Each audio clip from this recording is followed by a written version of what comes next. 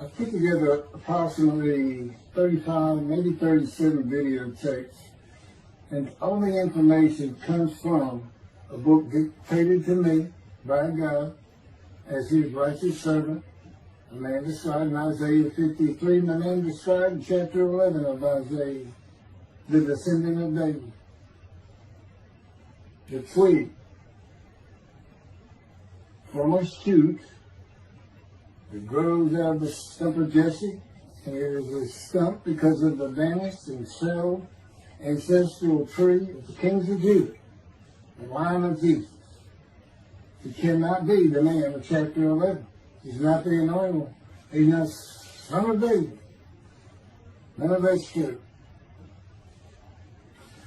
The other book, that book is called Isaiah 53, the Day of the Lord. And there's about 3 chapters in those particular videotapes that come from the second book that we wrote not too long ago. He dictated to me the story of my life. It's to show you how I fit the verses of Isaiah 53 with regard primarily to suffering, familiar with disease. So that would be wounded, and as it turns out, cancer. But the other words that you find in Isaiah 53, punishment, maltreatment, crushing, bruising, chastisement, okay, that is all in God's power. That's all in God's power, all those words. But the books are unpublished, shunned and despised, accounted, afflicted by God, plagued. Nobody understands this is so different than the Judaism the Jewish people have been taught. This Messianic era that will never occur. And we know it's not going to occur now once you believe who I am and how you cannot. After the mountain of evidence I have presented that is in those books, just as Moses today would have to say, well, look, I wrote Leviticus. You think I just came up with that? You think I just came up with all this information? That I know how God speaks through an angel and who that angel is? Moses walks by a burning bush that's not consumed. The angel of the Lord's in the bush and God speaks. I'm the one who explained that to you. I shouldn't have to go any further than that.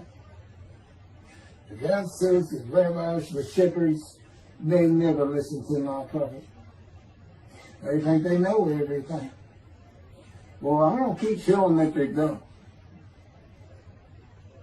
This is primarily for the people who listen to them and not them. I don't expect them to ever respond. Because by responding, they have to say they've been wrong. Or that's just not what we believe. And so they won't change. The bottom line is they make money on it. That's the bottom line. God had me watch a video of Toby Singer just for this one purpose I'm about to tell you. He said, watch him raise his hand. He raises his hand to do his hair or rub his nose or something, and there's this big, fat gold watch. And this is how you know this is the God of old. He said, look at that. Look at that. I said, well, he does. He died. His skin died, silver died. It might be a scuba watch. He said, that's no scuba watch. That's just a big, fat gold watch for everyone to see. And he makes his money on Isaiah 53. You got him, at least that's how he really got going. I don't know. I know he has a radio show. But remember, I'm in the fire refinement. Everything God does with me is to draw emotions, because I'm going to be emotionless once I get to Israel, for the most part. He'll let me feel what he wants me to feel. But nobody can get under my skin. You can't bother me. Even if I seem like I'm mad, it doesn't carry over to my inside. And I don't think about it any more than while I'm, as they would say today, on a rant, getting on somebody. But I bring his reckoning. I laugh. I tell him, you know what I am, don't you, God? He said, I know you're a lot, man. I said, no, I'm the reckoning. And I am the reckoning. That's what I am. He laughed. Holy Spirit, man. I said, you know, righteous servant, David the shepherd, Elijah, prophet like Moses. You know, I like wrath. What's his name? Wrath. What did he do? He was a reckoning. But anyway, I'm going to go through these early years of mine before God spoke to me. It's chapters 1 through 6. Chapter 7 is God speaks to an atheist, and I've already videotaped that. Walking with God and something on visions and visuals. So the first chapter, this is what he told me right down, birth and tragedy. I was born in Bryan College Station, Texas on February. This shit's in from the Holy Spirit, yes. I could get asked me before I started. Yes. Oh, this is only for the people who come to believe me. I don't expect anybody who's been viewing these materials and, you know, nobody's really subscribing, a handful, to be believed. Again, I can't imagine. I don't know what you people want. I don't know who you think's going to come to do something different. How you going to know who David is? I mean, according to Judaism, there is no description of him. How you going to know who he is? All this being presented, and I know Jewish people are seeing it, only 60% of the views are coming from the United States. Now, I don't know if that means 40% is coming from Israel. Probably not. You got Canada, that's a big follower on my WordPress site. And really just all the countries of the world at one time or another have looked at some of this information as I wrote my blog, and the blogs became chapters. But I'm assuming some Jews have heard of what some man is saying he is Moshiach, and they're watching. Well, this is for those who come to believe. The people who want to be the witnesses, the men made righteous. By my knowledge, there are things I can tell you that God would have me say to you. So, you know, this might be bored to tears with others, but it does show suffering, pain, and emotional pain, my background, and just who I am. Not just some cook out here. You know, people say, well, he's hearing voices. Listen, as a lawyer, and I even do criminal law, I've seen some of these people who hear voices. I promise you, you know that's a person who should be hearing voices when you just see them and watch them for a couple of minutes. That's not me. Excuse me. Okay, I was born in Bryan College Station, Texas on February 21st, 1957. And that's interesting because that's the year the first satellite went up. Russia sent up Sputnik, which is really 3 different satellites, and all together they were called Sputnik. That is considered the dawning of the age of the internet. Now, I've asked God, how did you select me? How did I be blessed with this and learning all these things with this crazy life that I've had? And but he won't answer me. He's John Poker, this Poker guy, he's not going to talk. He's not going to change his version or anything. Or me getting an impression that he is. And so I tried to come up with it on my own, and that is where I saw it. I said, because I know how important the internet is to this. It's the only way to get things worldwide in. And all the teachings that have come through it. I didn't know, you know, I'm 63. I'm not like the young people who can just text messages without looking at the phone and all that. But he's taught me everything. He taught me how to set up Facebook, Twitter, you name it. He was just saying, go to your computer, do this, do that. You know, commanded it and directed to become very good at the computer and, of course, word processing. You know, I'm a regular secretary, except I still henpeck with one finger. I used to. But God says that to show you, I had perfect use of this disfigured right arm. It just doesn't have muscle in it, and my shoulder showed. Anyway, I was born in Bryan College, and that's where Texas A&M University is. And my dad was attending Texas A&M when I was born. I graduated from there 22 years later, which is a story in and of itself. So I was born premature in the 7th month of my mom's pregnancy. I was born in February, and there were many complications. My parents were told I would not make it through the night, and they should just take me home. Mind you, this is 63 years ago. The biggest problem was that my insides had not fully formed, and it was impossible for me to take milk. Mammy, my great-grandmother, told my parents, boil rice. Feed him the rice water. It's got all kinds of nutrients and minerals in it. Dad says he threw out a mountain of rice those first few months. And it would not be my last encounter with death. So my dad graduated, and we moved to Metairie, Louisiana. And his first job is an oil and gas geologist. He looks for oil and tries to sell deals to people who can raise money to drill. He gets money up front, the percentage of production once they get their money back. That's what he's done his whole life. And I became, as a lawyer, I became board certified specialist in oil, gas, and mineral law because I had found it so interesting. As a young boy, I became interested. But he rarely had time for the other part. I said, okay, well, I was born when the dawning of the internet, so he's got a selection process for 57. And I come from a dysfunctional family. Lots of drinkers, lots of fighters. And on my mom, her grandpa committed suicide. It's tragedy. Earth and tragedy. In the Great Depression, he lost everything. He owned land in what is now downtown Dallas. But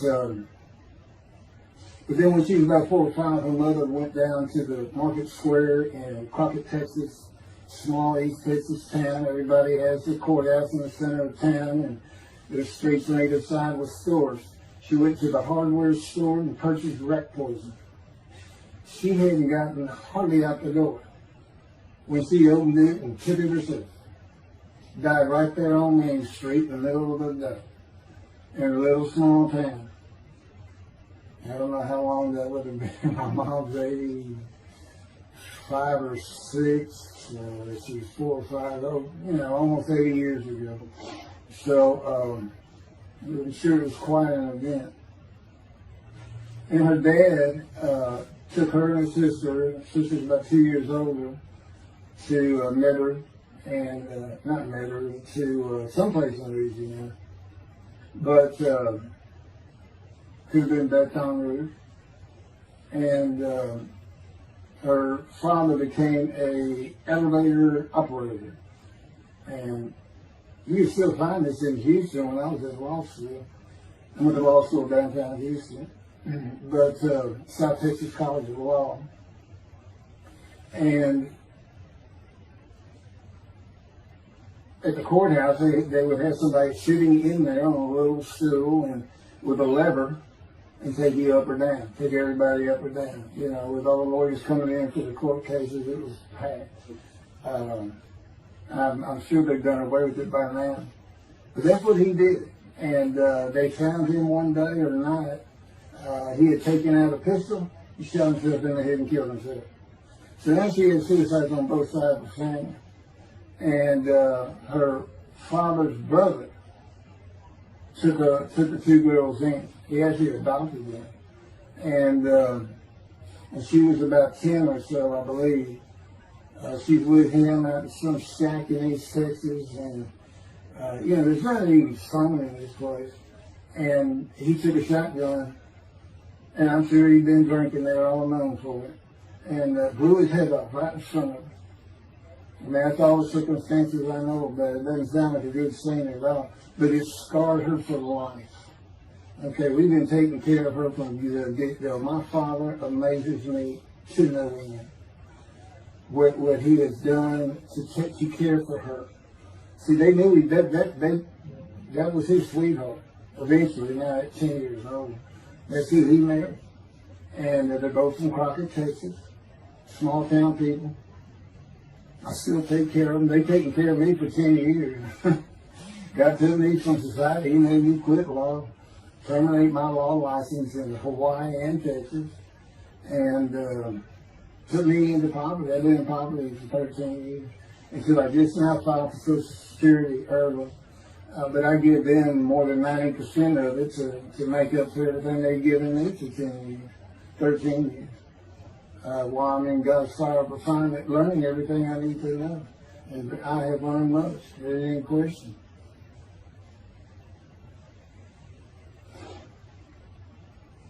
So anyway, this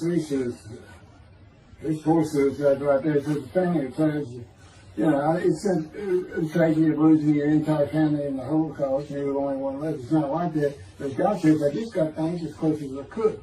He says, I placed you in the womb to deceive you, really for just one reason. Well, two reasons. One, it makes you identifiable, but it was so people would pick on you. I wanted people picking on you because that's what happens to young Jewish boys. Just for being Jewish, just for having a disfigurement. People will pick on you. I told him since, I don't even really recall many people saying anything to me. He said, that's because you look like you crawl all over them. They did. And I did. I was always just say something, anything. It's just the way I was just angry inside. And God's taken all that away. But I can still go on a good rant. But, and then my mother's in the 60s, young people may not know this, that's when, the Woodstock and marijuana, LSD, everything started getting big. And at the same time, doctors were just handing out pills left and right. Valium, painkillers, Percocets, just asking for it. They were writing scripts. And I know today they put a lockdown on that, but she got heavy into it and drunk all the time. I had to come to school and stay with her, and she became such a different animal, a different person when she drank. She became a little girl. Maybe your mom act like that and slobbering and going there to be Valium dripping out of her mouth with bottle of booze by her. So it was an ugly thing. And so I came from a dysfunctional family, so I think God wanted that. And He's there with me from my first year to make sure that I live a life of suffering. He orchestrated many of my wounds.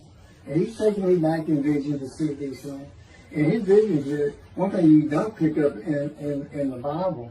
When I say Bible, I'm talking about the Jewish Bible, the Hebrew Bible, but not, unless I say otherwise. Which is like when God says, my people. If He just says my people, He's talking about the Jewish people that says, He may say the peoples of Moab, or just by the context, it's the son to another group. But that comes up all the time. So, to add to that, she tried to kill herself a few times. And when I was 10, my dad was at a Texas A&M game in Dallas. And I know it was 1967, so I was 10 years old. I'm very familiar with that particular game. It was against Bear Bryant and Alabama Crimson Tide. And he had coached at Texas A&M. So, if you can tell me, my dad are big Aggie fans and football fans. But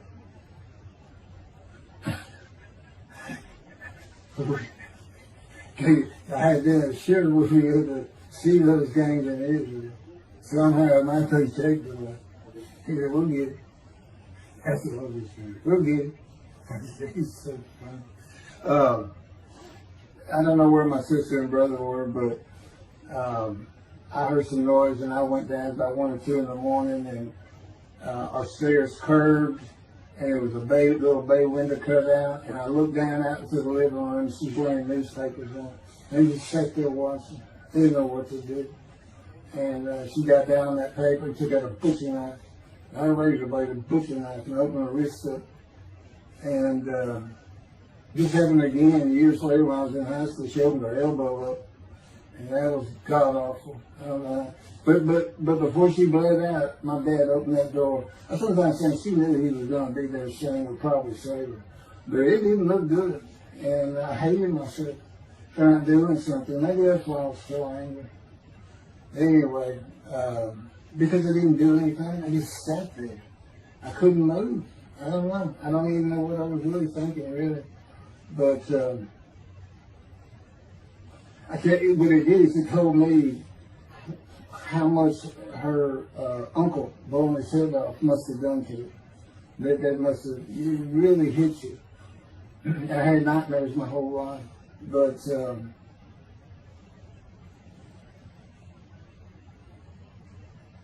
I was 16 when she did the thing with the knife.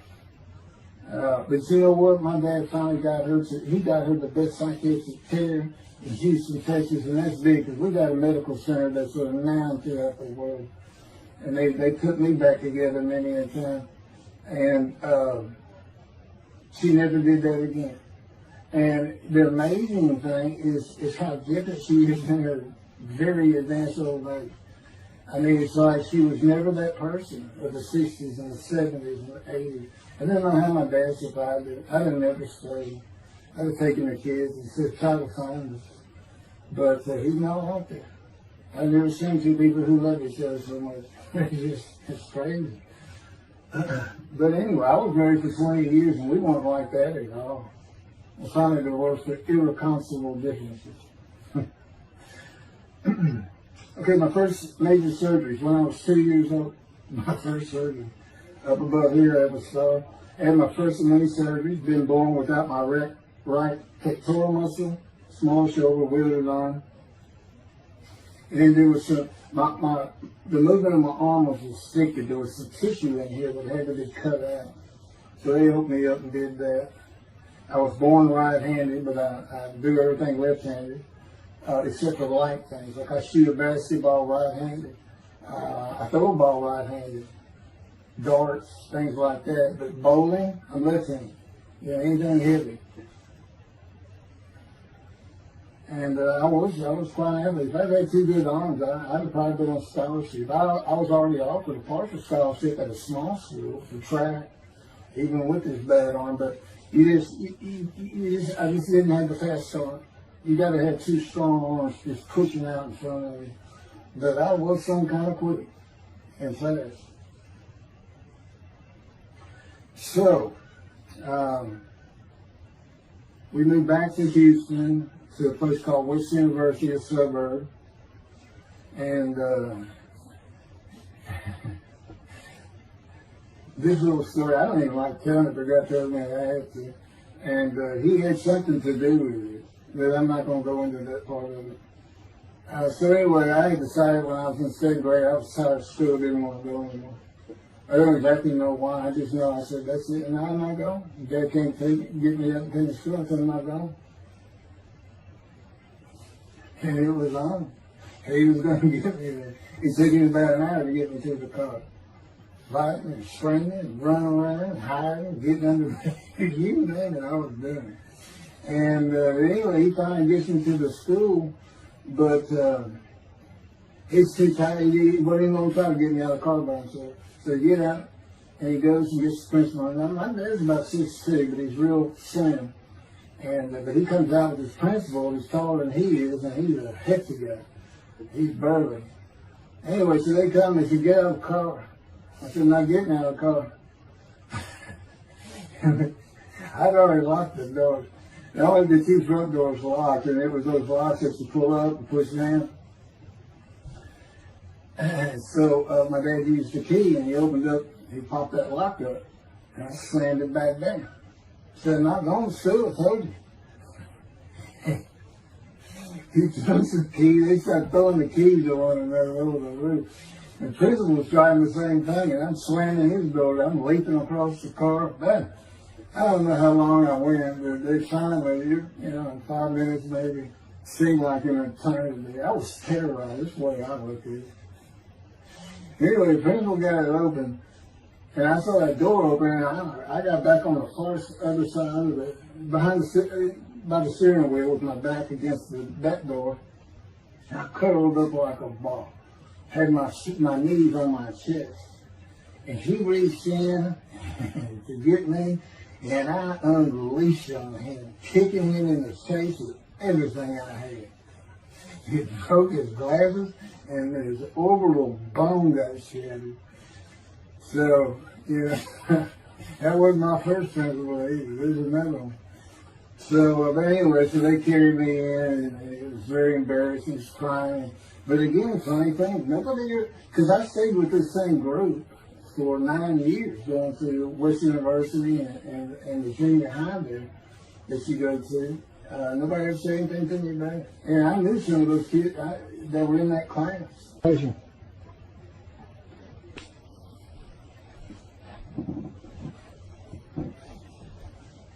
My camera only goes for half an hour. I can see on the screen that I had point towards me that when it runs out, I have to turn it off and turn it back on. But anyway, that ended my fight with my first principal.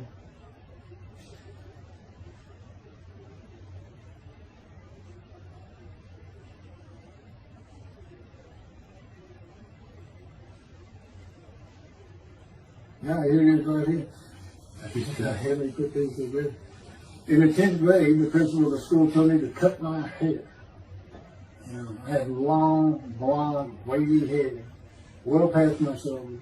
Again, this is, I graduated high school in '76, and this is in junior high, so it's in the early '70s, but it felt like the '60s still. And I kept in a ponytail. It was neat. It was a school-wide policy. I think I was one of the last people to cut his hair. I was hiding all the time. I was always on the alert for the teachers that would send me in. But I went and got it cut. I told the barber right at my collar. Sat there in the city, cut it right at my collar as I was instructed to do. And then I was commanded to return to the principal's office. And so I presented myself to him. I sat down and sat in his office, and he gets up, walks behind me, and grabbed me by my hair, back of my head, and jerked my head back fast. And said, "It's still over your collar." Now, I don't know if I did a backflip out of that thing. I can't really recall. But what I do recall is it took 3 people to get me off of him. And I was permanently expelled from school. Which ended up me leaving home. It wasn't a runaway. I'm just out of here. I'm tired of everything and everybody. I ain't going to school ever again. Haste will always last. That was me. If they had to pull me off of him. I understand through a friend of mine, he said, "You know, my brother went to that school. He has some stories about that guy." So I said, "It wasn't me. It was him." Second major surgery came when I was 12 years old to try and repair my right knee and just below it. I was running full speed in a field. High grass and weeds with a family dog. And God says he had something to do with what the dog did. For no apparent reason, just suddenly he was running at my side. And he just bolted, he just stopped going straight to the heart of the left and went right between the legs. I go sailing in the air, and I came down on my knee. Except my right knee came down on a broken Coke bottle, Coca-Cola. And they used some thick grass back then. It was stuck nose down, way down. It was all broken up, but it was the bottom all jagged that my knee just. You know, they said it went to the other side of your knee. They said, "You got that whole field in your knee." But when I got to the hospital, I sat there for a long time. The first officer came in and just told my mom, "Right from me. I'm in the room, you know." He said, I can't repair it. It's not repairable. We want to take it off. You can't use it." And I already knew that because as I started screaming and yelling for my dad, he finally came back. This field was behind our house. It was a chain link fence, and in the field. And you know, my dad finally heard me. He got over. He saw the blood and saw something. He scared to death. I'm going into shock, and he got me to put my arm around his neck, and he said, "Can you walk on it?" And I tried to just collapse. It was useless. It was awesome. And then I had to climb over that fence. And my mom was going crazy and screaming and crying. And he had to go take care of her. I'm sitting in his bathroom, my leg all opens up, and I'm just getting sicker and sicker, nauseated, scared, I was crippled. And but anyway, they get me down to the hospital. And it's, like I said, first I was really just like, I don't know what to do. And just right then, and God said he knew he was going to be there. This doctor walks by, and my mom recognized me. And she goes, Dr. Kane. And she runs out the door. Well, this is Dr. Kane. Her mammy that I mentioned earlier, in her old age, very old, maybe in her 90s, I don't know, late 80s, but living with her sister, broke her hip. And this doctor repaired it. This is a long time ago, people. Repaired it, and she actually walked again with a walker. I remember.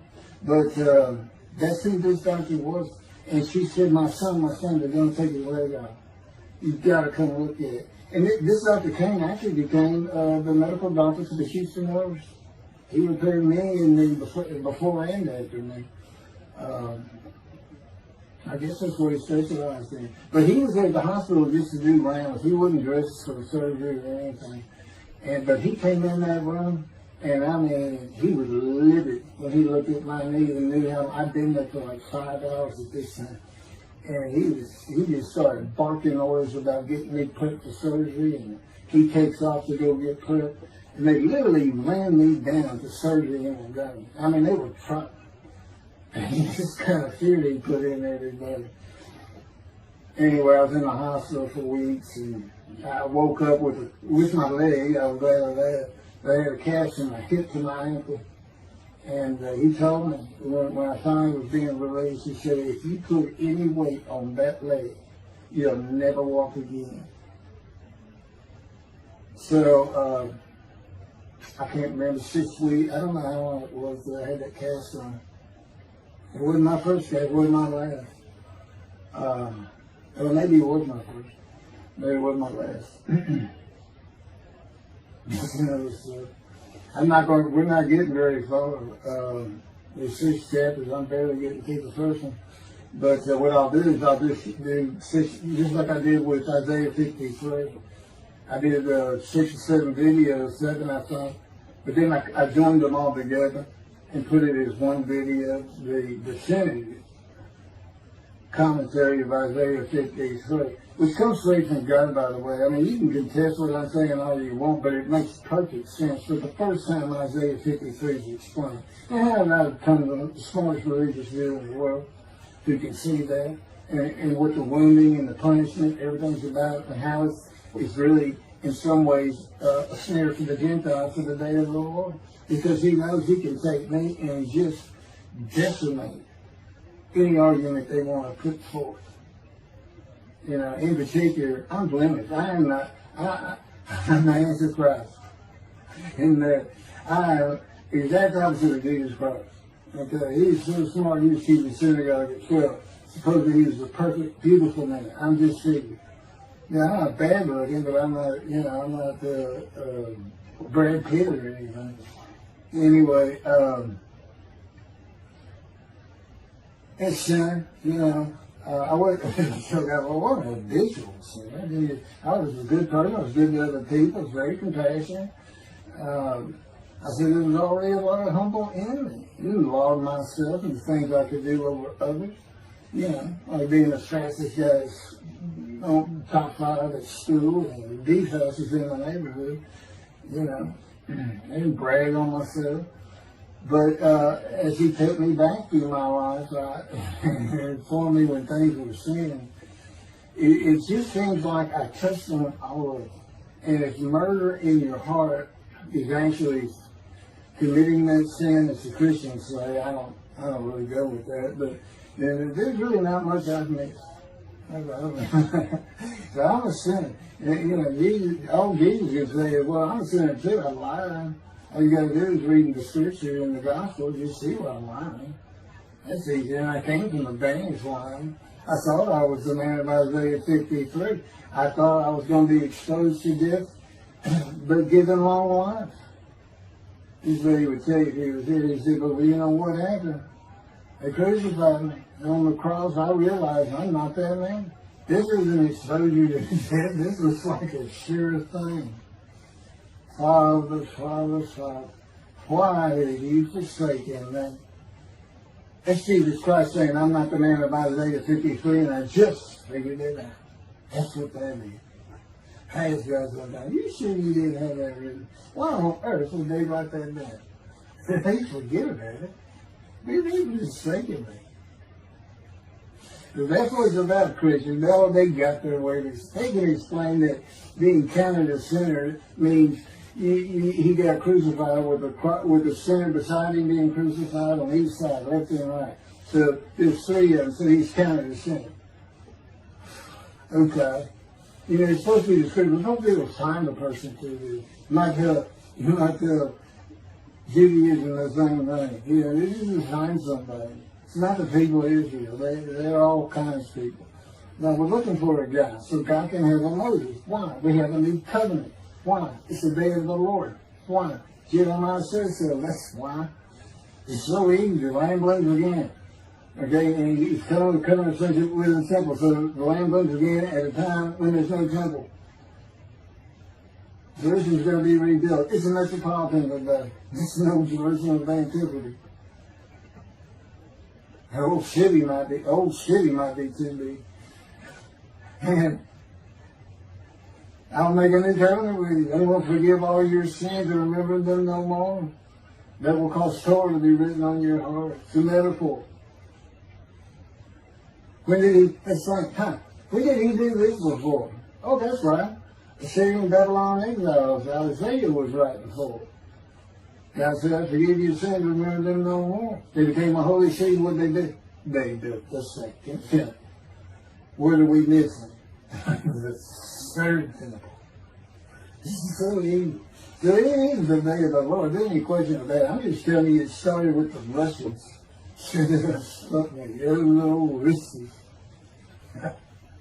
And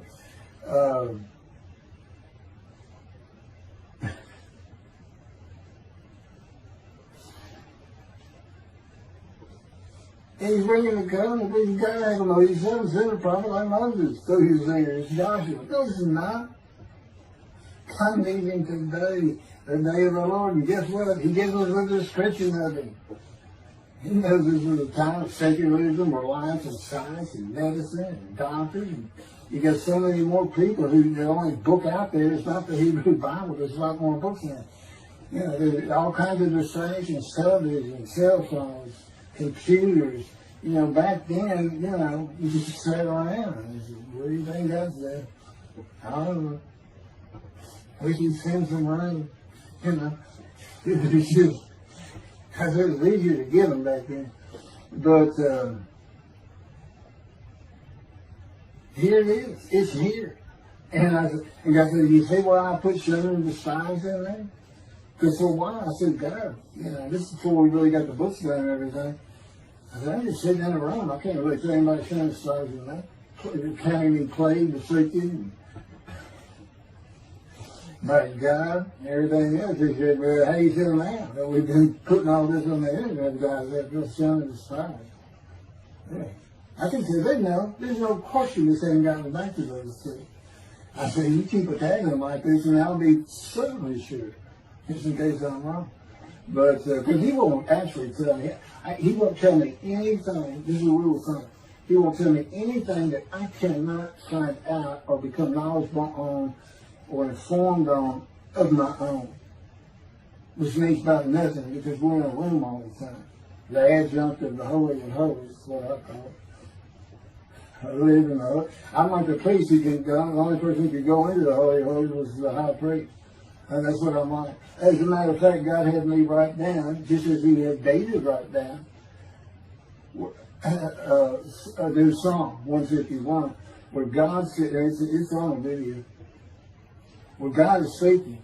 Where the Lord came to me and God said, quote, and within that, he says that he declared me. We actually used the song where he declares it for David.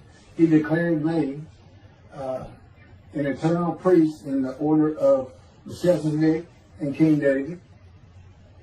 and a rightful king, small k, and a rightful king. And he also declared, I'm the righteous servant. I mean, that's God talking. I mean, he's using it. When he dictated to me, it wasn't, to be written in my personality. That's him. That's him doing a new song. So, because he does that. Even in the writings, the person doing the writing, whatever prophet it was, or Moses, or David, if he wrote Samuel 2 and King's Line until he died. As I said, God says, look, just assume the central character is the one I had writing, because their lives change when I come to them, just like mine change. This is not anything I could have ever conceived or even bothered thinking of. I had never read the Bible my whole life. If he didn't told me, we're going to the bookstore and get you a Tanakh. That was 13 years ago. And my answer was, what's a Tanakh? I didn't know anything. And look at all this knowledge. But this is it. This is the only power he's going to use in creation. He's not going to perform miracles. He's not going to have me performing miracles. And he's not. He said, the only power I'm going to use is on you. What I can get you to do. He said, I can take a Gentile Texan and take him to Israel and get my temple built. Okay. He said, because that's what you say to God all the time. Okay. And one night, I hadn't even read Isaiah 53. He didn't come to me and just say, offer yourself for guilt. I crushed you with cancer. It was me that did. That's not, I wouldn't have known what he was talking about. We finally get to Isaiah a couple of years later. He said, keep reading Isaiah 53. Is that okay? And so I read it. I said, okay, finish it. He said, who do you think that is? I said, I have no idea. I could barely read it. I didn't know what it was saying. I said, I think these two verses ought to be up here. I said, you sure nobody mess with this thing? He said, nobody mess with it. He said, this thing I got Isaiah right. He said, that's you. I said, oh, okay. I couldn't have good luck convincing anybody. I can't even tell what he's saying. He said, before we can get done, and he's right. I've been over that thing so many times. From my original version of Isaiah 53 that he dictated, told me how to put together, but every sentence, every word is, we changed it up and added things. I've learned things. Like I didn't know about the chest of devotion. I didn't know why the angel was leaving early in Malachi 3, but I do now. And all that would cause an amendment to my midrash in Isaiah 53. And, the book has me, these are all videotapes now, me and Rashi. Rashi, the first one to come up with this is Israel. And, I look at his answers and I just shake my head sometimes. You should see his answer in Malachi 3 to the angel of the covenant that you desire. There's only a covenant of friendship and a covenant of Jeremiah. And this is his answer. It's midrash, so he just takes a section of the angel is on the way, and it just says the angel of the covenant. And his commentary is the angel that avenges the revenge of the covenant. I said, what does that mean? What are you talking about? And I said, I was being funny. He said, I don't know. I said, you do know. I said, I'm not telling you. So, God likes to feel as though he's laughing. He doesn't actually laugh. He sends me a perception every day. Or he uses me to laugh. I've mentioned that in a video. Because he can't. We control my words. I learned that in walking with you. Just one day, I'm talking out loud as we go. I'm discussing man and divine beings as though I had a sermon I was giving or a speech to somebody or a seminar. And I'm rolling, and I can tell he is really making this thing rock. He's taking it from here to here to here. And we're going. And I'm going. And all of a sudden, I use a word or a couple words that I simply don't use. And they're not what my mind was even thinking of. They just came out. And I just stopped. I said, did you do that? I didn't even say, hey, did you just make me say these things? Because I knew you do. I said, did you do that? He said, I did. I said, as long as he did it, I did. I said, okay. Anyway, that's where it all started. Now I know. Okay, here's who that is. That's the Holy Spirit. Using me. He doesn't sound like that. But he'll use words like that. So he's getting bored. They like to cut. Let me just say this probably got you don't know. It's not all the time. It's sometimes we do tend to get kind of silly in here. But, they do things after a while. I'm like, I feel like a kindergarten teacher, and I got to see those kids that you just shake your head at. You say, this is a handful. These two, nothing but trouble. Always throwing around, looking for a laugh. And the Spirit's always working in heaven there. God laughs, as it were. Again, he doesn't actually laugh. It's a perception that's his emotion. If God has any emotions left, because worrying about other people's pain is not one of them. He makes that clear to me. I don't care about your pain. And just saying it makes you mad. It's as if drawing anger. And he does this so many times over and over. He says it's easy because now it irritates the fire out of it. He just started. I said, how do you keep doing this? And one day I told him, I said, I got it. Which means it actually came from them. I got it. You never grew up. You never got sent to your room. You never had to climb that mountain to achieve something. Put yourself out there. Nobody's ever hooked you. He said, I said, that's what it is. You never grew up. That's what it is. Yeah, I'm dealing with the child guy. That's what I'm doing. Help him all. And then he came down as mean, very serious, mature guy. And I didn't bring that argument up anymore. But that's how it gets to me sometimes. It's an incredible lot. For me, I'm not going to get to him. I get to them at the end.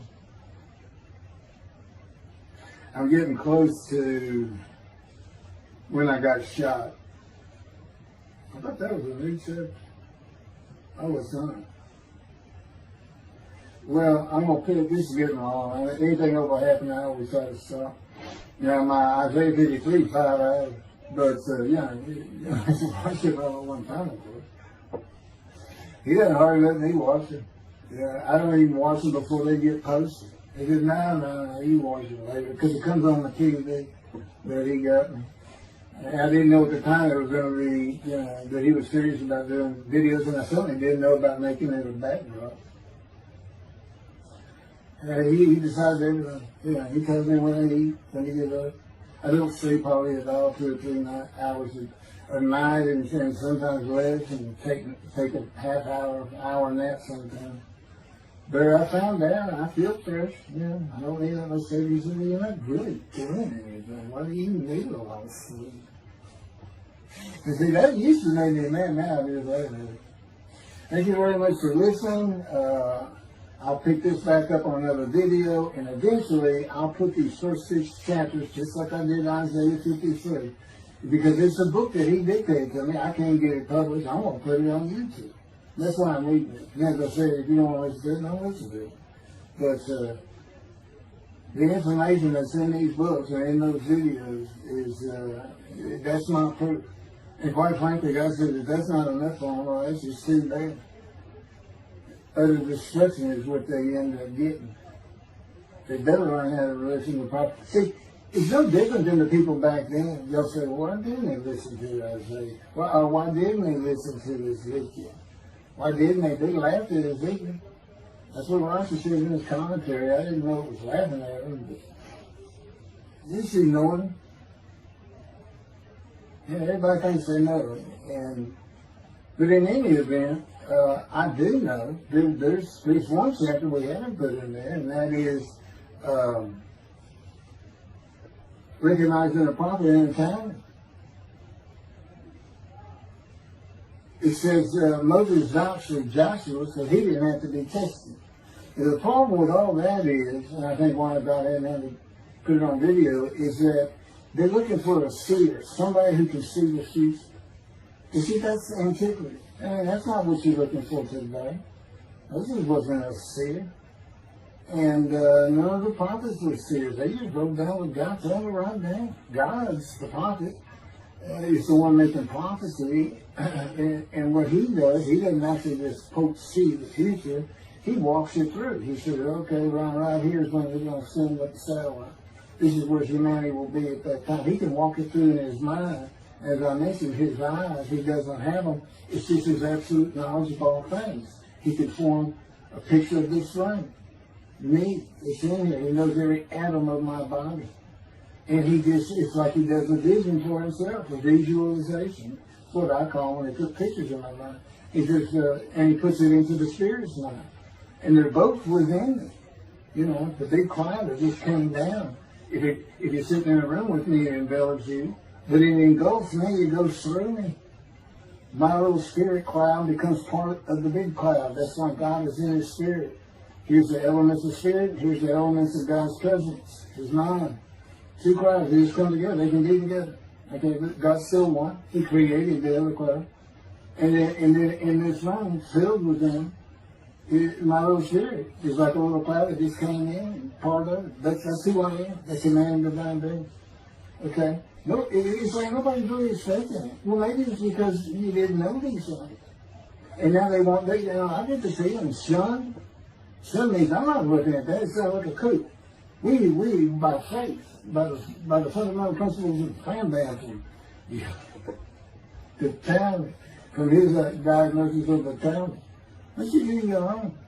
Why don't you throw the talent out and learn some new stuff? Why don't you get out of antiquity? Every religion has an end times like that. Every religion ends up with utopia for its people. Everybody. Well, don't be like everybody. You're the Jews. Look at that. Let's get practical. Let's have God in our midst again, in a man like he was in Moses. Let's point at him and tell the Christians that is the man of Isaiah 53. Here's what it's about. God said he's coming back. He told us, we're not waiting on him like you. He said when he was coming back, he false prophesied 5 times. He ain't coming back. He wasn't who he thought he was. He told us on the cross. I'm not the man of Isaiah 53. He tells us. What else was he doing? Why did you say I'm about to die? What do you think he's talking? What do you think he's thinking about? And that's most of the day. He thinks he's the man of Isaiah 53. So do they. It's mind-boggling because I'm the man. And there's nothing about me that says Jesus Christ. Nothing. You see him, he cussed God. I cussed him trying to die. I'm begged for death 1,000 times. He said, it's not been 1,000 times. I said, it's been hundreds. He said, well, that's true. You have cursed me more than any man in the history of mankind. And he said, and you did it face to face. And I said, you shouldn't make me so mad. He laughed, y'all. He laughed. When I'm cussing him, he did make some mad. And he, oh, you're kidding. That's the way. He gave me his perspective. This is how good. It's a key. Imagine you created ants. And ants are living beings. In other words, they can think and they have emotion. Okay, you get a great big ant farm over here in the room. Okay, you decide you're going to get one ant to get all the other ants to do stuff. But you got to get him ready. And you get him ready the way I'm getting you ready. Now, he's mad, right? I think he is. He is. Now, magic. I'm always laying in the bed. I got a big table. I got a microwave on. I put my computer on. I got a big fan I like to have on. And he said, look over that table. Now imagine that ant got loose. And he is pulled up. And he is sitting on the corner of that table. And he is giving you the what for in ant language. I mean, he's going. And he turned around and shaking his butt at you. And he's cussing. And all this. And all you got to do is go bump. And he's gone. That's the best funny and it is, and that's how that's what it does to him with me. You know, the spirit wound me up. I call him the troublemaker, troubler. He's so funny. But God's so humorous. There's a difference in their humor. Okay, now I'm told that does wrap it up. I'm gonna pick up a gunshot. I guess it was fortunate accident to my knee. They ended up opening me up and swinging my breast and my pelvis behind. Now it's been 3 times. and eventually, the lung cancer, and colon cancer, and skin cancer. But the lung cancer is when they told you should have died from colon cancer. He said, but this is it. We can't treat that. It's too advanced. You're gone. And prepared to die. That was 20 years ago when the plane hit New York. It was a plane hitting New York that got me up off the ground one last time to see one more doctor. The life of God's righteous servant of Isaiah 53, chapter 3, gunshot. Shortly after I recovered from my knee injury, I moved to Fort Lauderdale, Florida. I was not happy about it at all. It turned out to be a lot of fun. I made some great friends to celebrate my 13th birthday. My only injury in Florida was having my front teeth shattered and knocked out, requiring caps, which is more of an ordeal than I would have imagined. We returned to West University in Houston after 2 years. My mom was not doing well at all, and it was getting close to her second suicide attempt. I was back with my old friends and did not have much supervision from home, and I failed ninth grade. I made my own decisions, and I rarely listened to others. And after being set back a year at junior high school, I made a few new friends, which led to my next serious injury. My best friend was a Spanish Italian whose father was from Sicily. And he kept a machine gun and a violin case in his office at the restaurant he owned, where his son and I were waiters. It was called the Godfather. My son was the best pool player I've ever known or played with, an absolute natural. I will call him Antonio, but that's not his real name. Antonio's girlfriend was a Jewish girl. I will call her Rebecca, but that is not her real name. Antonio was a Catholic Christian. Rebecca did not practice Judaism, and Antonio did not go to church. I was a confirmed atheist, and we never talked about God or Jesus. Rebecca's father had foreclosed on a ranch about 8 hours from Houston outside of LaGrange, Texas, Fayette County. LaGrange was famous for the Chicken Ranch, which was an illegal brothel that operated from 1905 until 1973. The business served as the basis for the 1973 ZZ Top song, LaGrange, and the Broadway musical, The Best Little Whorehouse in Texas, as well as its 1982 film adaptation. T.J. Flourney was known as the meanest sheriff in Texas. In the coming weeks, I would be interrogated by him outside of Shock Room 3 at Benton Hospital in Houston. This is an excerpt about him from an internet article. It was the most one-sided Texas battle since the Alamo, as 100 citizens watched disbelievingly in the dusty little town of LaGrange, their beefy sheriff, T.J. Flourney, reached into a black 1975 Continental Mark IV and began to shake by his $300 suit Marvin Zimner, the star consumer crusader of Houston, Texas. That's from People, June 17. Next, the sheriff tore off Zimmer's blue-white toupee, waved it in the air, and then finally ground the rug with his cowboy boots. Behind Flourney's fury was the fact that on Zimmer's last assignment in LaGrange 18 months before, he had filmed an expose which resulted in the closing of a critical part of the local economy, the Chicken Ranch, a legendary bobby house. Antonio, Rebecca, and I first went up to the ranch in the summer of 1975. It was a small ranch house and small lakes with horses roaming around loosened pastures. We decided it'd be fun to try and catch one of those horses and go riding. The next time I went to the ranch house was in Rebecca's father's Mercedes-Benz.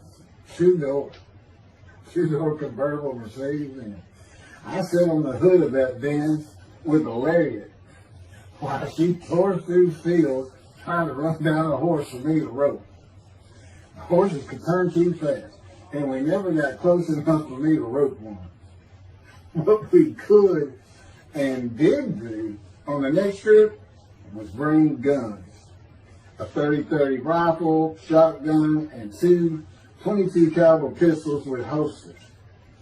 As a backdrop, Antonio and Rebecca had broken up as boyfriend and girlfriend, and her attention had turned to me. I did not believe that caused any friction between Antonio and me, but it should have. It did not seem to be a source of animosity of Antonio towards me in any event. On October 5, 1975, we were all back at the ranch having a great time. Tony and I were shooting at cans with our pistols and practicing a quick draw from the holsters. We were standing shoulder to shoulder, about 3 feet apart, and he was a little forward of me. Rebecca came up behind us, between us, and said she wanted to shoot. Antonio passed his gun to her, and it fired when it was going by me. The bullet went on a straight line through my bladder, intestines, and colon from the front right and lodged in the back of my left buttock in my backside. I could see the trajectory in my mind. I fell to the ground, and Antonio fell on top of me, rolling me over and over. I think he was looking for an exit of the bullet. I told him to get me to a car and get to a hospital. Felt like Babe Ruth had swung a bat up between my legs. I never once thought of God. On a big ranch, there are several gates for different sections of land and different purposes, usually with chains and a lock. When we got to the first one, I told Antonio, drive through it. I told him to ram it. I knew I was dying, and all I could think of was, you had got to hurry. I didn't panic, but I had never been so afraid and had never felt fear like that again to this day. Sometimes I think I have forgiven Antonio for accidentally shooting me, but I have not and cannot forgive him for stopping at those gates. I'm still mad about it. I was seriously angry at him. We got to the LaGrange Hospital before noon on a Sunday. They had to call the doctor to come in. I asked the nurse for something for pain, and she told me my vital signs were too low.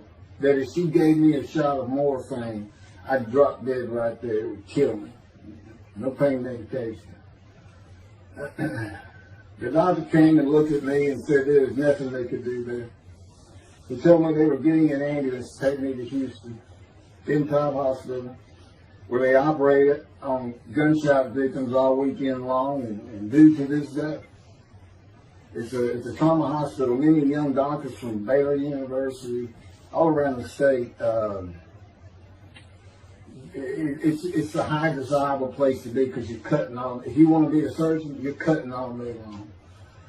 I knew one thing with a certainty. I could not pass out or fall asleep. If I did, I would not come back. In an ambulance, I talked to two fellows that were tending to me, as much as anything to stay awake.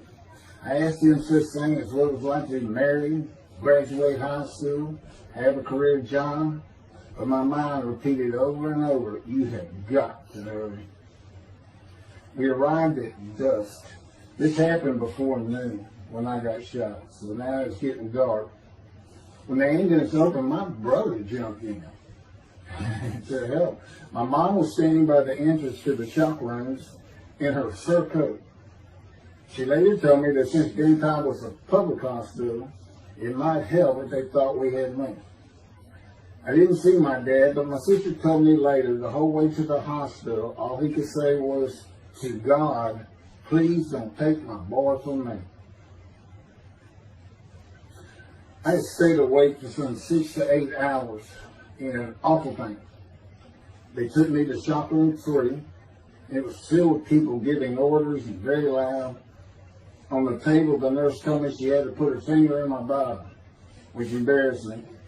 And I raised up like a sit-up and saw nothing but blood rushing from my bottom onto the table. You have to hurry is all I could say. They finished prepping me for surgery and enrolled me to a hall in a line of others awaiting surgery. And someone was saying my name, and I opened in to see T.J. Forney, Sheriff of LaGrange. He wanted to know if I'd been shot intentionally, what we were doing at that ranch, did we have permission to be there, and et cetera, et cetera. I told him I thought it was an accident, and to leave me alone.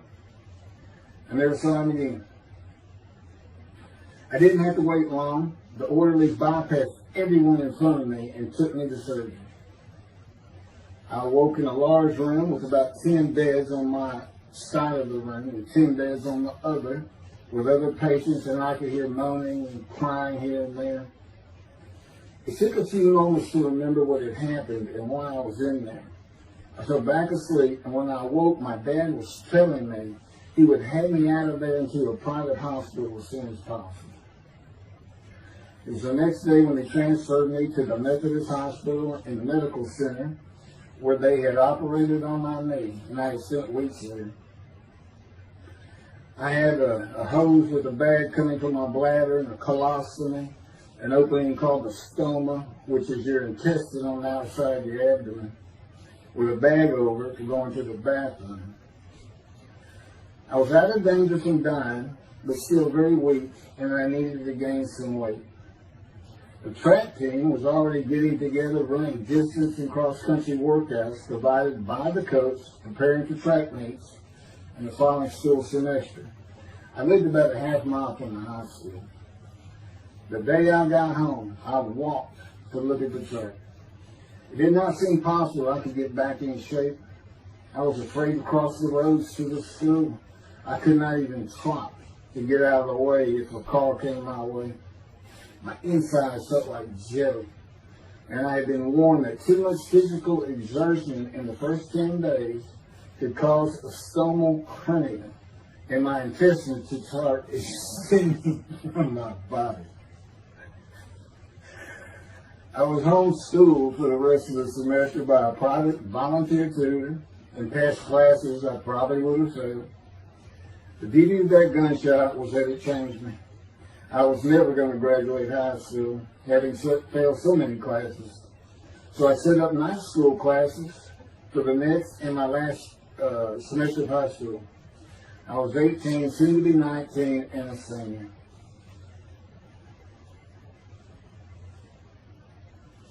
Chapter 4, College and Law School. Before the summer of 1975, one of my best friends in the track team, who threw the discus and shot put and field events, and was a senior, told me he wanted to do something big the coming summer before starting college at Louisiana State University, LSU. I was only a junior and I had no plans for the summer. He mentioned this to me, and I began thinking about how long it had been since I had been to Colorado. My father, who had really good years and many so-so years, depending on how the oil and gas industry was doing. And when I was in junior high school, he had sold some prospects, had completed a few wells, and had purchased a condominium in Pagosa Springs near Durango, Colorado. My friend's name was Keith Miller, and I called him Miller. He had given me the name of Say Babe. At one of our night track meets, I was running the 330-yard low hurdles, and the last turn was behind bleachers where the officials lost sight of us for a few moments. A runner to my left veered out of his lane into mine and took my hurdle, and I had to slow down and go around it, yelling, "Hey man, that's my hurdle." I wasn't happy.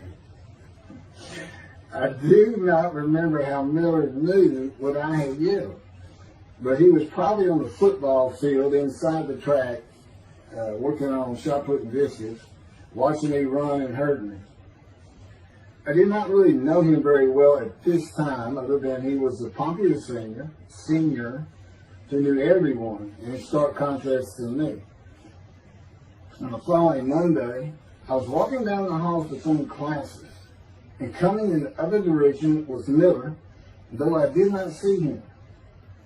Then as he was passing me, in a loud voice, loud enough for everyone in the entire hall to hear, I hear, "Say, babe, that's not her." Hence, say, babe. That began a really good and fun friendship, and I got to know the class I should have been in if I had not failed ninth grade. And because I was Miller's friend, I was immediately accepted by anyone he introduced me to. I found out about 40 years later on Facebook. I looked him up and we friended that he's Jewish, and particularly because of his brother. He's got an older brother, and they look just alike. They live up in Oregon. But I did not know that. It's not something we ever talked about. Just didn't think about it. I'm sure he wasn't observant at the time. I told Miller about my dad's condo and suggested we plan a trip up there to backpack in the Womanichi wilderness of the San Juan National Forest. I had hiked there while in junior high school with a friend and his little brother. I had a driver's license in my second year in the ninth grade. The prominent 13,000-foot peak is 10.7 miles from the town of Silverton, which began as a silver mining camp in 1873, and that is where I plan to take Miller.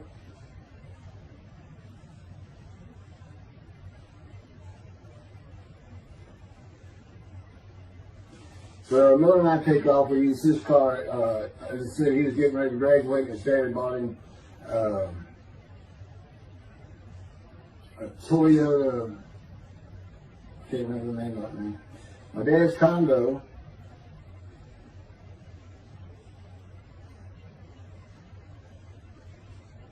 is about 60 miles from Durango, where a train depot is located that runs a train through the Womanichi Wilderness to Silverton.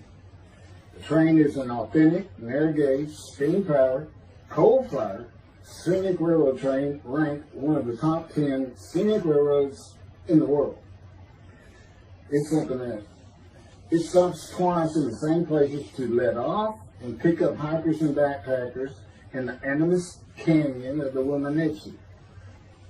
At top speed of 18 miles per hour, it takes the train 3.5 hours to travel the 45 miles from Durango to Silverton. Oh, here it is. Miller had a new Toyota Celica. And after a day and late into the night, we made to Pagosa, slept, and we're at the train station before the first departure the next day. I don't know what the problem was, but the train was not going to run that day. So we couldn't get to where I wanted to take it. It's just too far. We decided to get a hotel in Durango and just head down the train tracks into the wilderness and explore an area I had never seen in with the maps. We got lost. And at one point we decided, let's just put these backpacks down and you go that way and I'll go this way. Well, we did that. We went back up and then we couldn't find a backpack. And we did finally find them. We slept that night, and we had a big black bear episode because we had left some food out on the ground, which we shouldn't have done. And but anyway, we ended up making it back. We had one of the best party nights I've ever had in my life. We hit the main street in Durango, which is a tourist hotspot, and we hit every single bar. You could drink at 18 back then. It wasn't 21 as it is today. And we did. We made sure it was like a go. Okay, so every one of them had at least one drink: shot of whiskey, Boilermaker, beer, whatever. I can't really recall other than I knew I had been drinking the night before when I woke up.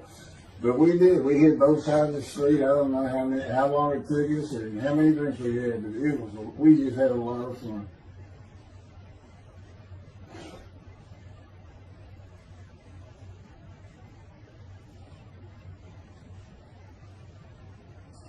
Okay, I'll be coming to chapter, well, I guess it's 4. I don't know. I thought I was coming up to the cancer story, but this is different. This is getting into alterations while it's school.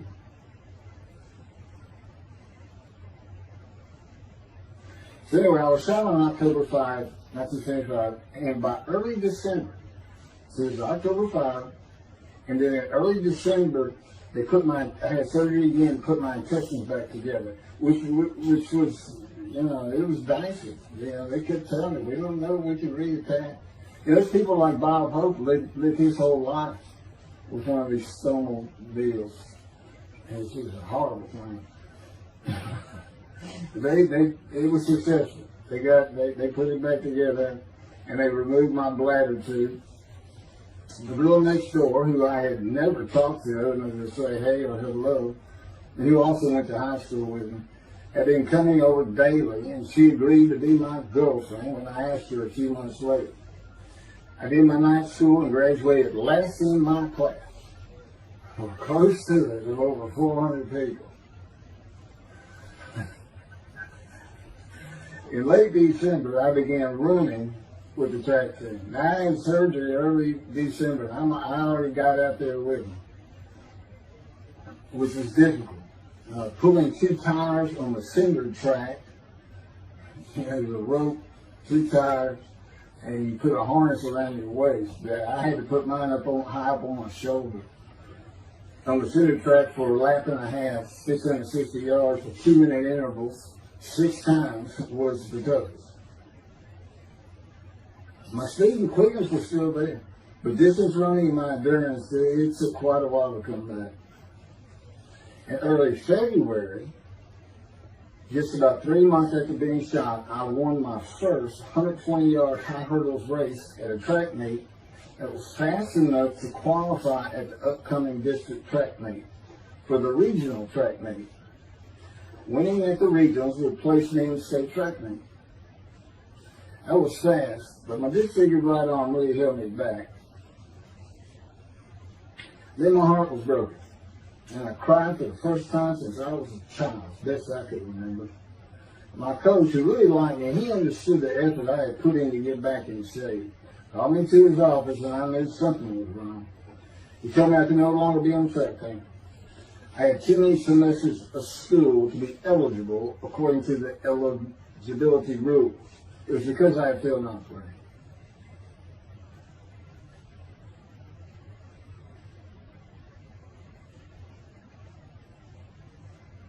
And of course, I had no one to blame but myself. Skipping school all the time, just not trying or caring about learning was why I failed. I was not lacking in intelligence and common sense as many people thought of me. I could and often did read a complete science fiction paperback book during the school day. One day, I get them from my brother. I just sat in the back of each class and read my book, and the teachers always left me alone. I also was suspended from school a couple of times for fighting. The first fight was in the gym and the bleachers, with the principal on the floor telling us the do's and don'ts for the second semester of the 10th grade. This is 2 years before I was shot. I found out he already knew me by name, and I had never talked to him. The second fight was with the same guy, but this time we took it across the street from the school. He had about 10 of his friends, and I, being pretty much a loner, I had none. They were African American, both sent to school from neighborhoods far away. And I just didn't understand them, or know why they even talked to me with words I did not get, like word or say, man, can I hold $1?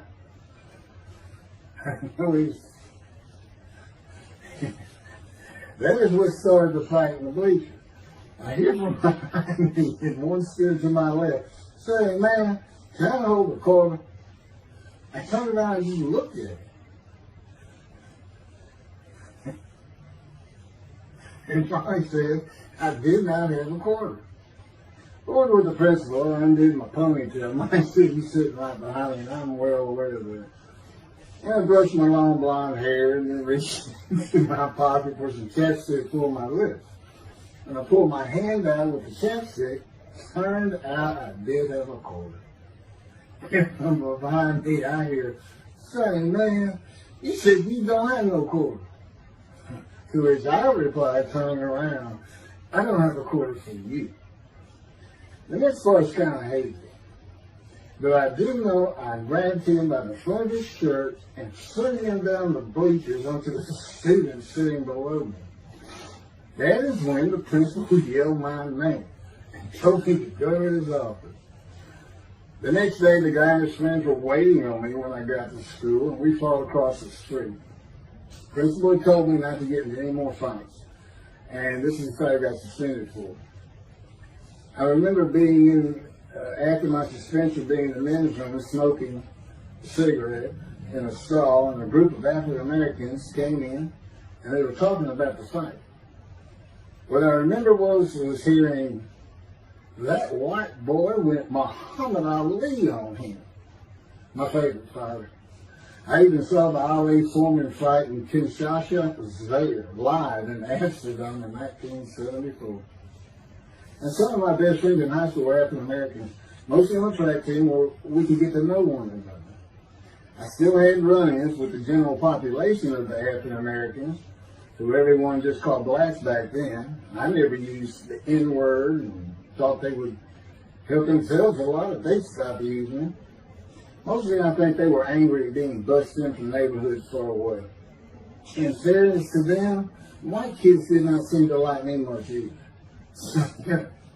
I looked young even for my young age, and with my long hair, about 6 to 8 inches past my collar, I looked kind of girlish, and many people said that to me.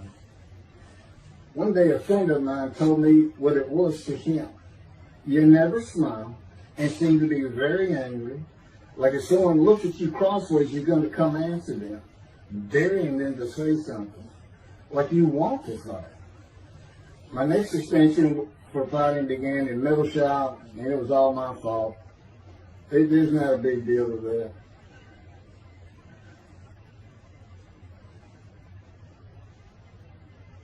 The last fight I was ever in came right before I was gunshot at the ranch. The accident really changed me and the way I looked at life. I never got in another fight after I got shot. It took some of the fire out of me. My longtime friend from junior high school and I were at Memorial Park at night and walked down a train track that ran through the woods, away from the streets and recreation areas.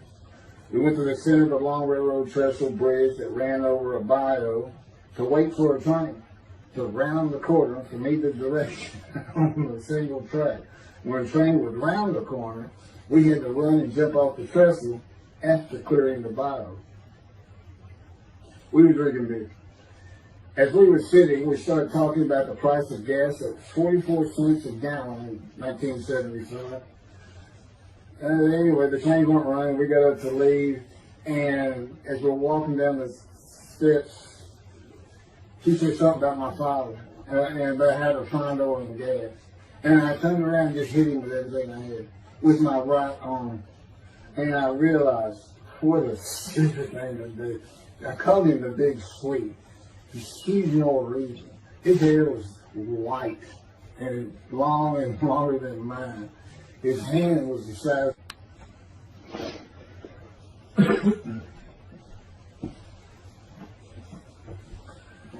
And I had nowhere to run. That was a really dumb place to do. I mean, I couldn't move. I couldn't use my quickness. I couldn't box as I had with the fellow across the street. And he just took one big thing. He's very athletic. The coaches all wanted him on the high school team, but he didn't want to. Football team. And but anyway, he hit me just one time. That was the whole fight. And it was just 2 hits. My measly hit with my right arm. I let it fast, And I hit him when I wanted to hit him. Well, I say that. I didn't even think about it. But he just about knocked me senseless. I mean, I saw it red. And so anyway, that was it for our friendship. We just, although after I got shot, he and I got back together a little bit, but by that time I had met Denise next door, and I wasn't going to be going out drinking beer at the festival anymore. It was going to get serious, and that's when I set up my night classes and everything. Her big sleeve.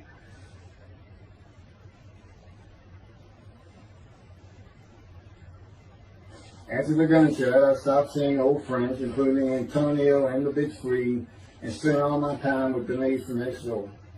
I never wanted to be someone who succeeded in life.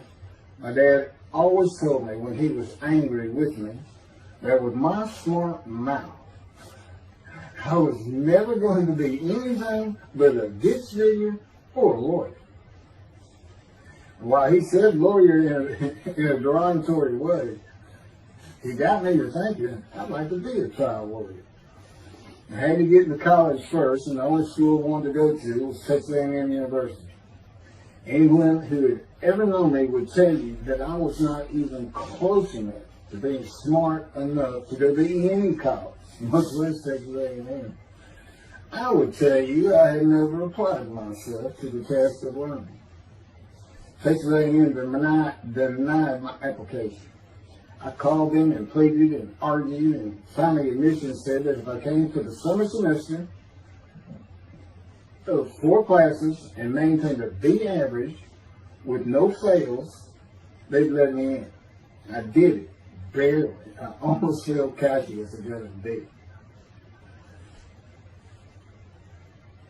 Just a quick thing on Texas A&M, because it relates to World War II, which always makes me think of the Holocaust, and how many Aggies were involved in that. Texas A&M enrollment began on October 2nd, 1876, and admission was limited to white males, and all students were required to participate in the Corps Cadets and receive military training. Many Aggies served in the military during World War II, with the college producing 20,229 combat troops. Of those, 14,123 Aggies served as officers, more than any other school, and more than the combined total of the United States Naval Academy and the United States Military Academy. During the war, 29 A&M graduates reached the rank of general. Texas A&M is more than a great university. It's the home of the Aggie family with a long history of spirit and tradition. And I'll pass through all that. You can read. I've got all this from Wikipedia.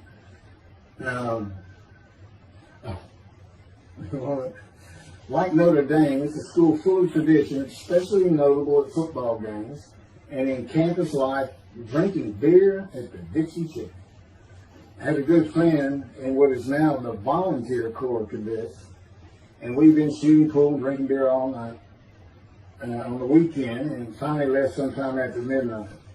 I walked my friend back to the quad, Corps Cadet Quad, a large open area where people could gather, surrounded on 4 sides by dorms for cadets only. And I dropped him off at his room. Before he shut the door, he looked at me, and not for the first time, said, "Want to race?" He's fast. We race anything. I said, yeah. Of course, we were pretty much, we had a lot of this. I said, yes. And he went to the end of the hall and took off at the other end of the hall. He was fast, but I was pulling away with just a few yards to go and hit the wall before I could stop and busted my chin open. Blood's pouring out everywhere, people opening doors. Look, that's what the little guy did to the taller guy. I also sprained my ankle. These are my injuries that take place. I also sprained an ankle so severely playing basketball with football players that I was in a cast for 6 weeks. Those were my only injuries in the 3 years of being here. It was the gun stuff that changed me and everything in my life. I married Denise when I graduated from A&M in '79. Just 3 years after graduating high school. I went through in 3 straight years. Because I had those hours from the first summer, I just went ahead and went the next summer too. And I got out, and the average for most A&M students is 5 years. But I went through in 3. And of course that meant I never dropped a class. It also meant I had a low GPA, grade point average. And I didn't realize how important that was for admission to law school. I was denied admissions from every school across the nation I thought I could get into. I do not know how my dad knew about South Texas College of Law in downtown Houston, but he made some inquiries and found out the dean was a graduate of Texas A&M. And we're known for helping each other. We set up an appointment with the dean. I told him of my rather intense home life and wayward ways, and that the A&M had given me a chance to prove myself as a capable student. You know, he hemmed and hawed, looked around the theater and gave me the same opportunity A&M had. 4 summer classes, D average, and no fails. I did it. I was terrible with chemistry and math, but it turns out I had good reading and comprehension. Probably from reading all those science fiction books in school. I graduated in '82, and I did great on the bar examination. T. Ellis McCarty, attorney at law. Who would have believed it? Which reminds me of verse 1 of Isaiah 53. Who can believe what we have heard? And that's what any of my friends would say about me getting out of law school.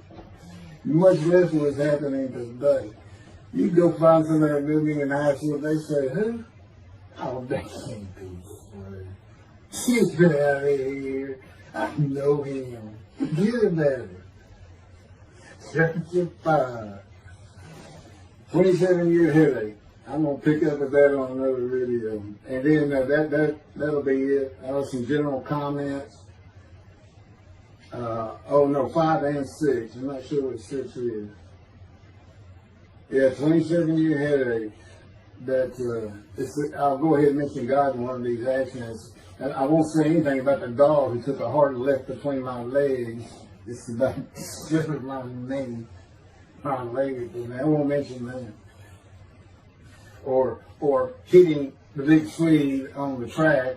And then to me, my arm just took off. I wouldn't have hit him with my right arm. The things he is showing. And getting gut shot. Yeah, I think I would have figured that, you probably shouldn't be hanging out with this sort anymore if you're going to be talking to his ex-girlfriend in front of you. Little things like that, he controls my perception. Little things like that in my life to make sure I am the man of Isaiah 56. If anybody thinks I'm going to back off saying that, they're wrong. I've been through too much. My whole life is dedicated to this time, the day of the Lord. As a matter of fact, what about my day? I said, what about my day? Well, he said, well, first of all, God's speaking with you and living with you. Most people say that's pretty good. I said, yeah. But anyway, here's something he's promised me that he lets me check out all the time. And I'm going to put on the screen.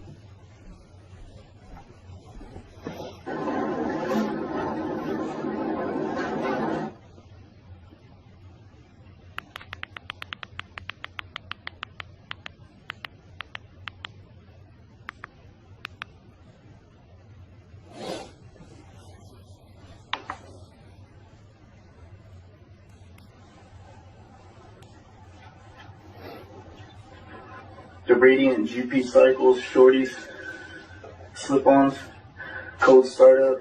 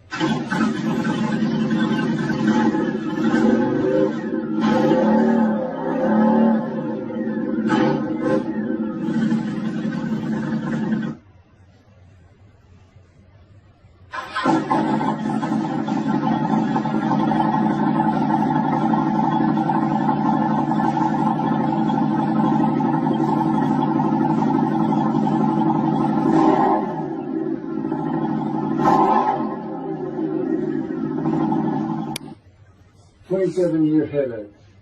Chapter 5 of the life of God's righteous servant of Isaiah 53. The same year I graduated from law school in 1982, my son Justin was born. In 1985, my daughter Brooke was born. And in 1988, my youngest child and daughter, Laura, was born. I was making good money, though I expected a lot more. And my first job with a law firm that specialized in collections. I also tried my first civil case, which, while working there, which was a nerve-wracking event, first trial. The first day I entered the courtroom, the judge asked me if I was a law clerk. I had a very youthful appearance, though I was 28 years old, not 20, common age for a law clerk.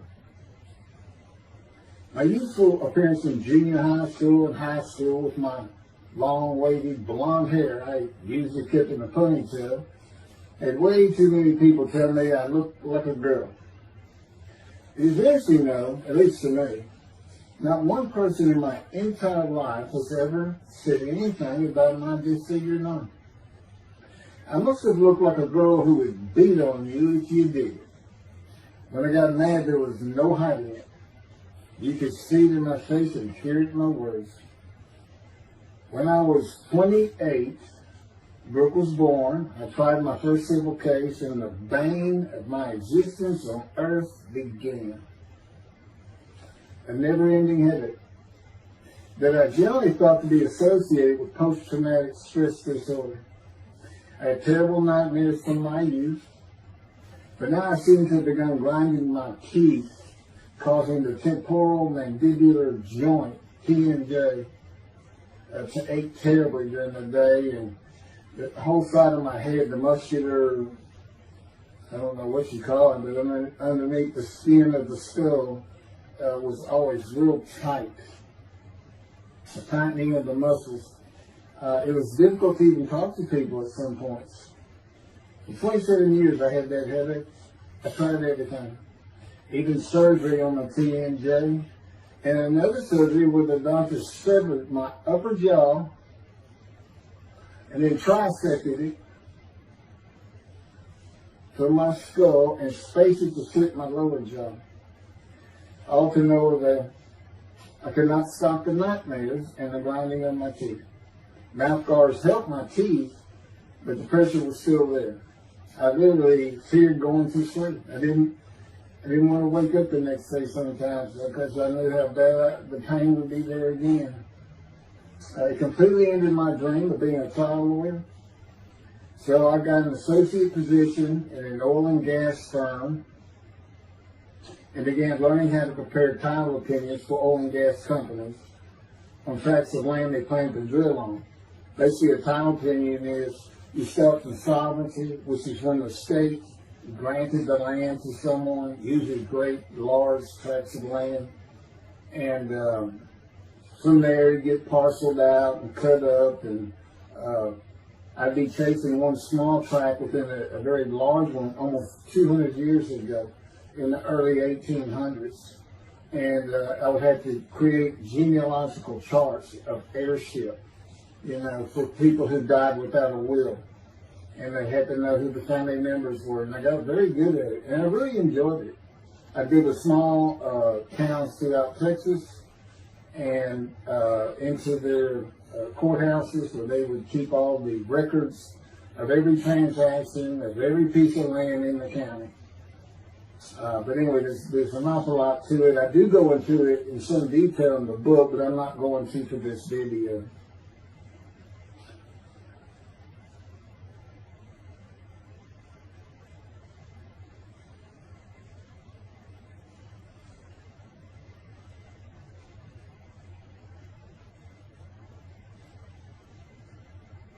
Eventually, I had my own firm.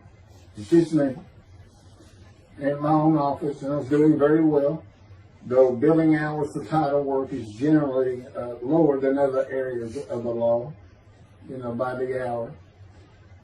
But I had also been involved in multi-million-dollar sales of production between oil and gas companies, probated wills, prepared affidavits of heirship, worked with landmen to fix title defects, appellate work, including arguments before justices, plea bargaining in criminal cases for defendants, and anything else that came my way. Then it all stopped, and once again I was fighting for my life in 2001. This is chapter 6, skin, colon, and lung cancer. Oh, just God would have me tell you, he gave me those headaches. When he came to me, I stopped having nightmares. He provides my dreams for me now, and often as a learning experience. But the grinding of the teeth, everything stopped, and I thought it was just because I wasn't having nightmares. It took away any symptoms of PTSD, for which I was receiving money from an insurance company for disability, partial disability. And that went on for about 7 years. Then one day we're out walking, year 7 of 13, and I had that headache. It just came, and I just stopped. And I said, "You got to be kidding. You did not give me those headaches." He said, "Yes, it is. It's necessary. You are considered the suffering servant of Isaiah 53. You had to suffer your entire life until you're suitable for my purpose," and that includes sitting every verse of Isaiah 53. At that time, I finally read it 7 years into all this. It was about year 2, I think. But yeah, he did. And, I ended up taking painkillers left and right and drinking with it, as so many people do. I was able to maintain, my life, my work, and everything, but it was enough to put the strain on my marriage that I pretty much blamed myself for it. And I told him, I did this the only time I got hot. Dysphagia me, gut shot, those things, they didn't bother me.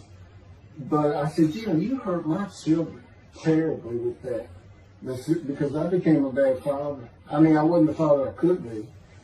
I mean, they love me and I love them. We don't have any serious risks. They're off living their lives and they're all doing great.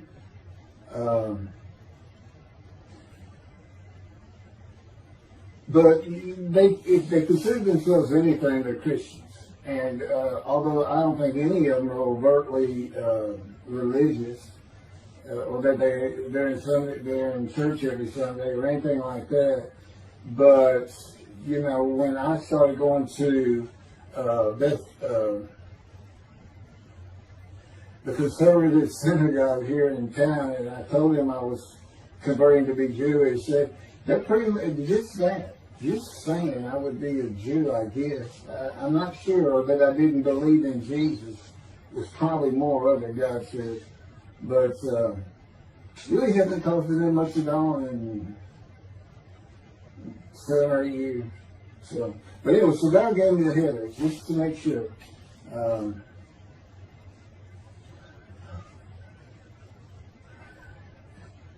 Anyway, I was married to Denise for 18 years, and we divorced in 1997 for irreconcilable differences.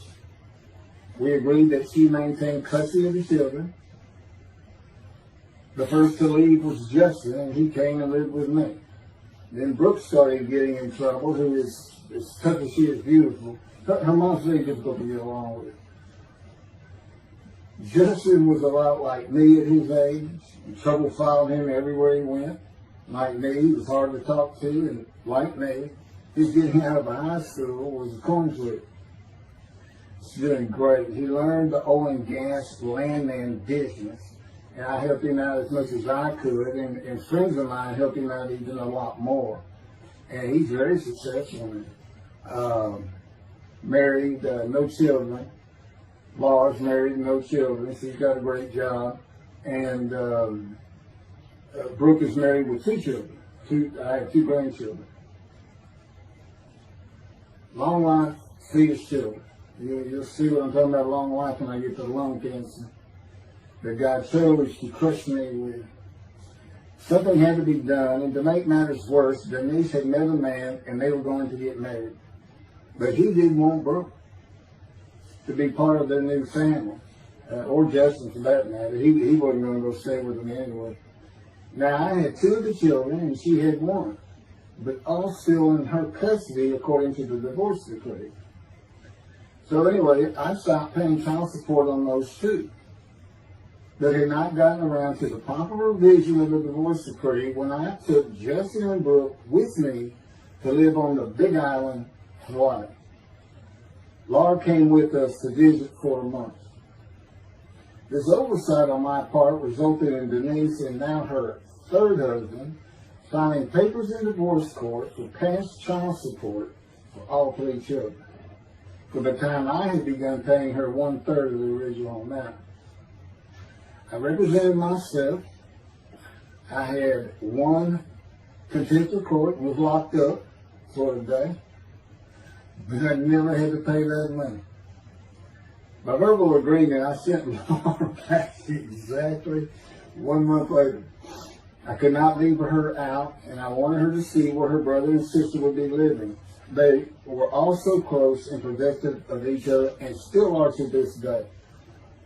And she was so sad. One of the hardest and emotionally painful things I have ever done was put her on the plane back to Houston. I can't think of anything else. The backdrop to moving to Hawaii was my firm was in dire need of new work. But the oil and gas industry was down. It's always up and down. And my clients were not drilling. A landman I knew called and said his sister in Hawaii, a brilliant idolater, but not a good businesswoman, needed help resolving creditor issues stemming from her new offices and equipment purchases. I told him it was a good time for me, as things were slow, and who's going to turn that pretty expensive trip to the Big Island, Hawaii. So I went and took care of everything without charge, but of course everything was paid for. When I came back to live in Hawaii at the urging of the doctor that I had helped, who did not like the look of an abrasion on my chest, and it had been there for years, I was examined by a friend of hers, and it was cancer. I don't remember what the doctor called it. He removed it in surgery with a 6-inch diameter circular cut, and it was not malignant. I could practice in just about any area of the law.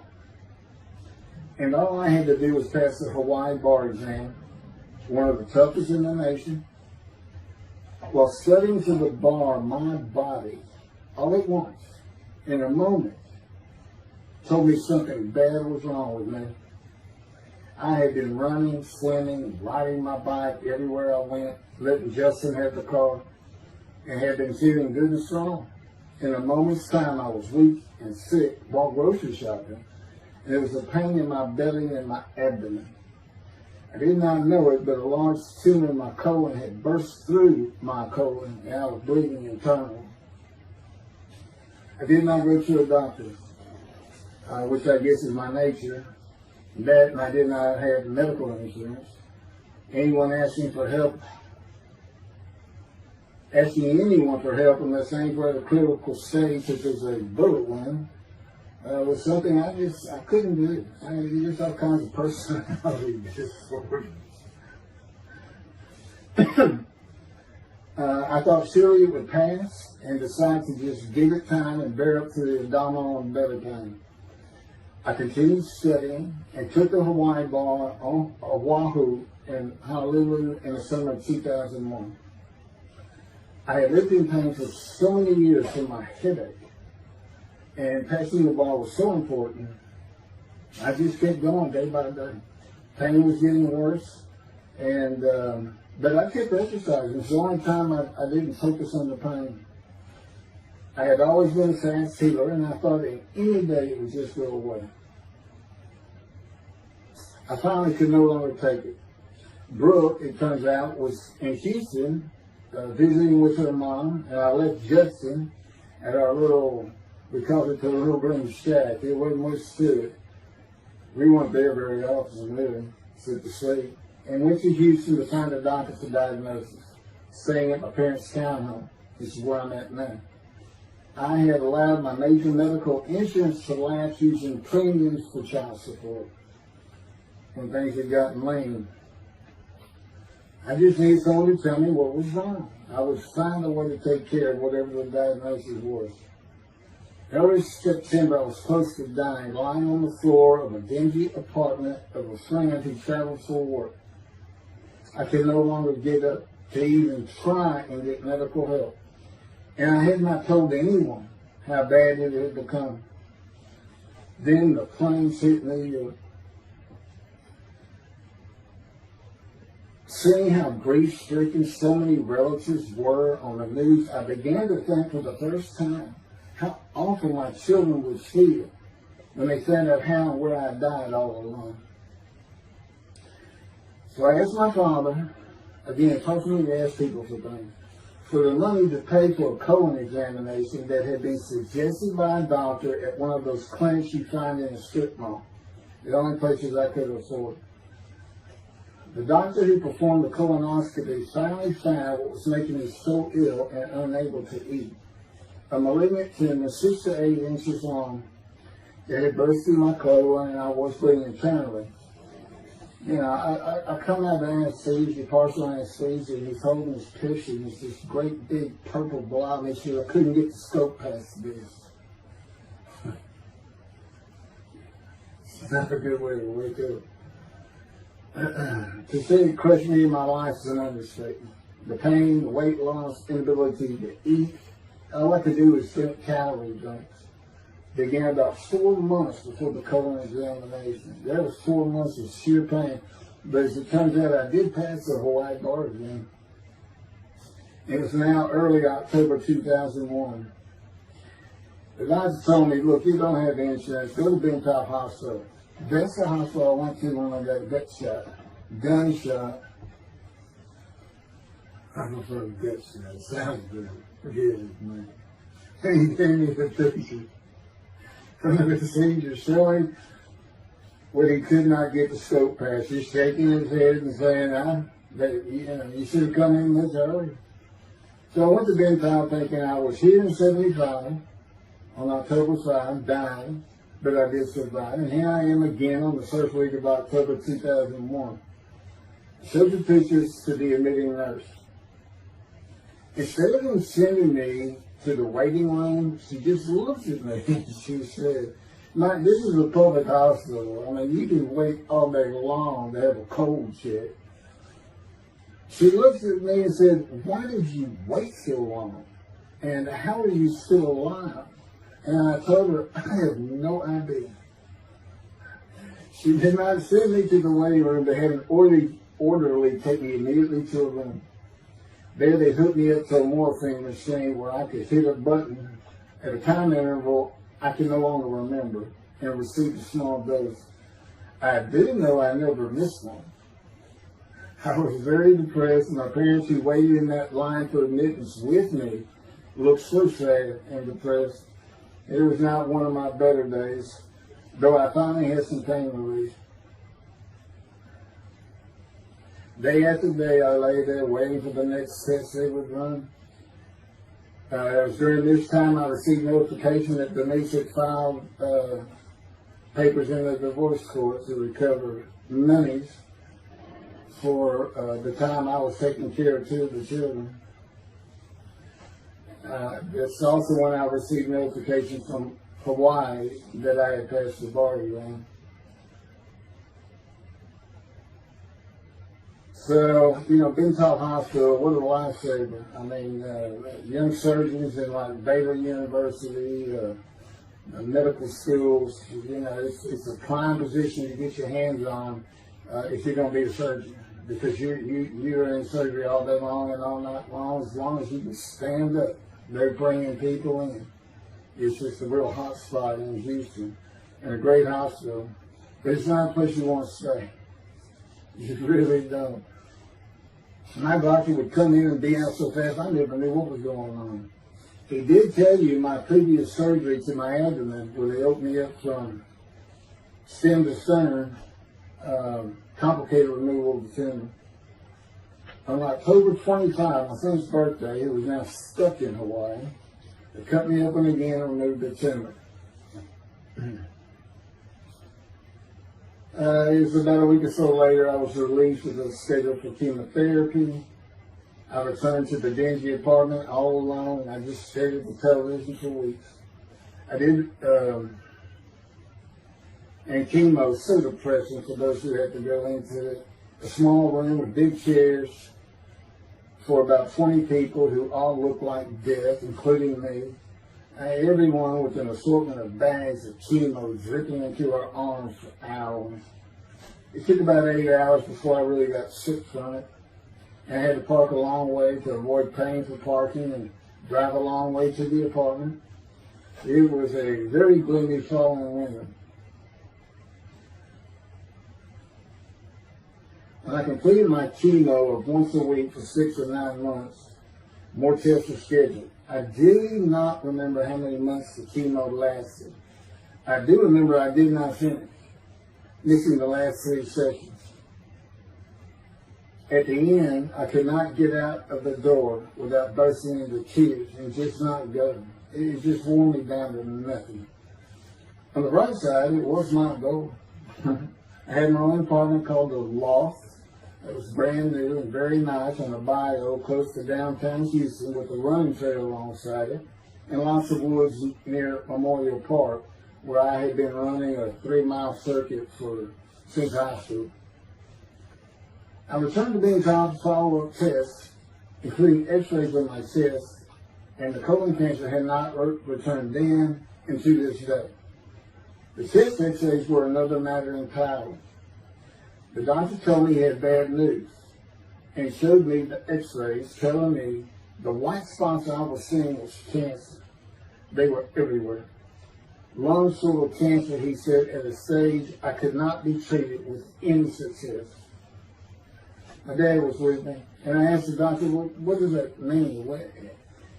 And when he said, you need to prepare for death, the look on my father's face was so sad and hurt at the same time I'll never forget. And we've been through some tough things in this house, every house we've been in.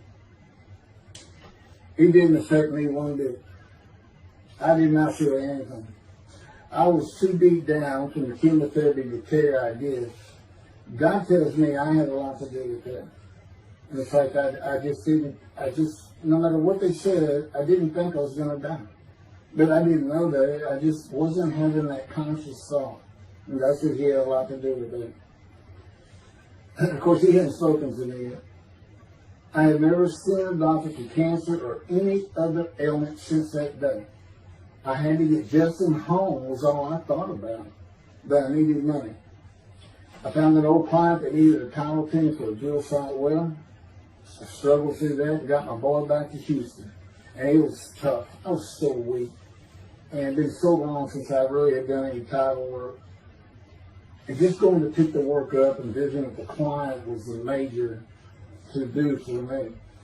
But we got there and I got Justin home and he went to live with some childhood friends. This is now 2002 and going into 2003. I just walked all over the running trails in the 3-mile loop at Memorial Park and in the woods day after day. I didn't think about dying, but I did start. But I did not think about restarting my law practice either.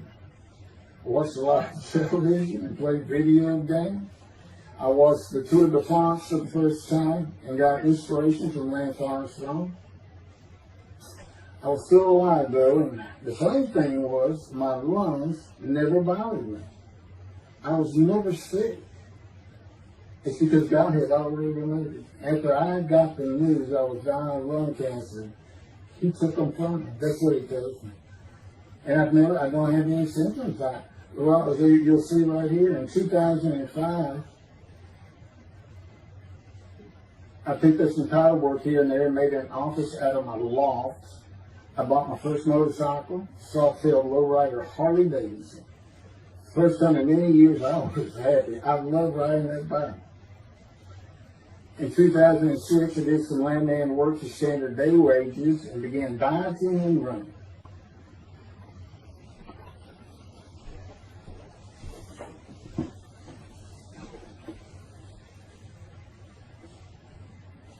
once again, my camera only goes for 29 minutes and 59 seconds, and I'm going to back up just a little bit.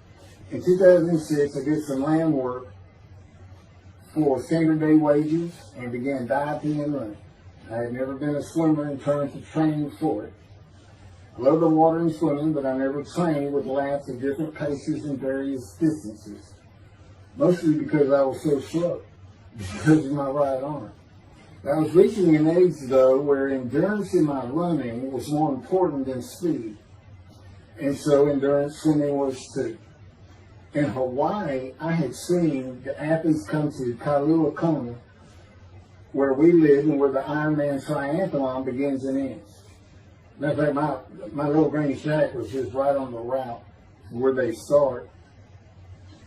That was a fun week. It was amazing watching the athletes train and prepare for the race. I would think to myself, a human being, the human body cannot do what they are doing. Yet they were and they did. It's just amazing. I decided to learn how to swim more efficiently and how to train for distance and endurance. Get a regular and triathlon bike and enter some triathlons. I was so alive and finally a direction and purpose in my life.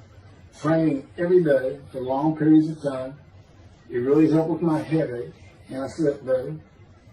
In 2007, I signed up for the March 30, 2008 Lone Star Half Iron Triathlon in Galveston, Texas, and the October 5, 2008 Longhorn Ironman 70.3 in Austin, Texas. You cover 70.3 miles, and you got to do it under 8 hours. And I did real well in the first one. As far as my time, it's 7 hours and a little bit, but I barely made it without disqualification in the one in Austin. And it was primarily because of the hills. It's this very hilly area in central Texas, I did. But I did make it, and swore I'd never do another one. But I did it after the first one too. It's tough. My insurance is still paying for my inability to work, primarily based on the headaches and a diagnosis of PTSD. So I was not working, and I got real serious and trained to swim the 1.2 miles in the ocean, and that would be in Galveston and in a lake in Austin, 56 miles on the bike, and a half marathon, 13.1 mile run. That's what I was able to do with a diagnosis in 2001 of lung cancer that could not even be treated, stage 4. And that's just about impossible. It would take a miracle of God for that to happen, because generally you're going to die within 1 year. They say if you get lucky with good medical treatment, you might make 5 years. But 1 year is standard, if you can make it that long. That's my proof that I offered myself to guilt for God. Because you can't, it's not something provable. All you can do is see the result of that offer. And again, guilt and emotion. I got way too many videos and everything to get too detailed on it. But that is the proof. You know, I got the colon cancer 20 years ago when the plane hit New York. And it's that was 2009, right. Too many things go through my mind when I start thinking about those cancer years. But God, He removed it. He had something for me to do, but that's verse 10. God chose to question him with his deed. And as I've mentioned, the reason He chose that is to show that I was blemished, defective, could not possibly be an offer for sacrifice, because He knew what the Gentiles were going to do. They were going to put an unblemished lamb in there and call the Jewish people's Bible their own, and use the laws of Leviticus, not unlike Mr. Toby the singer and his 6 million blemished ram sacrificed by Hitler, the righteous servant of God. How that seems to read. He's welcome to respond any way he wants to do that. But it's on the video, it's in the book, it's in quotes by him from his midrash, from his site. And he said, share this with everybody. Everybody can take it. Just share how great my knowledge is. Well, it's lacking in some areas. We don't question he's an intelligent man, but his reasoning capabilities, in my opinion, at least it's Isaiah 53, are severely wanting. I am that man. And God's going to give the Christians hell with it and with me. Just like I just heard this for the first time on the video. When all of a sudden he had me say that Jesus announced he wasn't the man of Isaiah 53 on the cross. When he said, Father, Father, Father, why are you forsaking me? Because he was about to die. In Isaiah 53, who he thought he was, and he's not, he doesn't fit the verses, but he thought he was, is supposed to be exposed to death, but give him long life. So boldly he goes into the Roman Jerusalem and gets himself taken up. He's not worthy. Delusional, yeah, maybe, but as far as I'm concerned, he's nothing but a story. He never existed. The story starts with the Essenes of the Red Sea Scrolls and the teacher of righteousness. Real quick, I'll go over that. Here's the thing. Their founder is called the teacher of righteousness. Okay? They were great followers of Isaiah. They had the great scroll of Isaiah. They're prolific writers and copyists. They have their own gate at Jerusalem. The Essenes gate. Now, the New Testament never mentions them. You got Pharisees, Sadducees, Essenes, but they never mention an Essene. And Jesus, quite frankly, would have been one of them. Because they embody who he is. They didn't like riches, hated sin. They didn't like material things. They removed themselves from Jerusalem, in the most part, to those caves by the Dead Sea for that very reason. But they did have a gate. They still had people who would be there. And you know what they would do at the gates? Tell stories. That's what you do. You tell stories. And it is a great story. Here's this guy who's connected with God. Back then they believed men were gods. Caesar was a god. Over in Egypt you had the same thing going on. It's a common thought that men could be gods. And this story just springs up. And they didn't even question. They'd have gone and questioned it. I mean, they're sitting right front and center in Jerusalem. You think they didn't hear? This man walking on water, raising the dead, feeding 5,000 with 2 fish and 5 loaves, turning water to wine. That alone, Rome would have said, Caesar would have said, he does what? He turns water to wine. Bring him to me. Don't touch a hair on his head. You don't kill the man who turns water to wine. You send him out with your armies. Make your men happy. It's there's so many ridiculous aspects to it. Most particularly, God performed a human sacrifice for the sinning Gentiles. He left the sinning Jews for the sinning Gentiles. But he gives them an out, these Gentiles, not his son. He gives them an out. I know, I'm going to kill my son for you. So that you'll be forgiven of violating my commandments and laws. If anybody knows God, and the Jews do, and I know him like nobody's business, that's not him. That's not him. I mean, he told the Jews, I'm never going to leave you, but I will punish you. Now that's him. That's him. And he'll put you through hell just to make you a better person, a better people. And he has no plans to change it, man. He's not going to change the minds and the thinking of billions of people to make them love the Jew. He's just not going to do it. And the practicality is he didn't create man for him to even be able to do that. Now, he could have created humanity where he could do that. He could change the mind of everybody at the same time. I'll tell you on this, he's been working on my mind for 13 years. It is one brutal compromise. It's a very one-on-one affair. Now he says, now I could just kill everybody. I mean, that's easy enough. That's easy. I could just kill everyone, but He said, that's why, it's all about this. You got to know how to read the Bible. It's written for antiquity first, and the Dark Ages, and then the Age of Enlightenment. I mean, basically, he's saying you've got to go back over it. You've got to check these guys.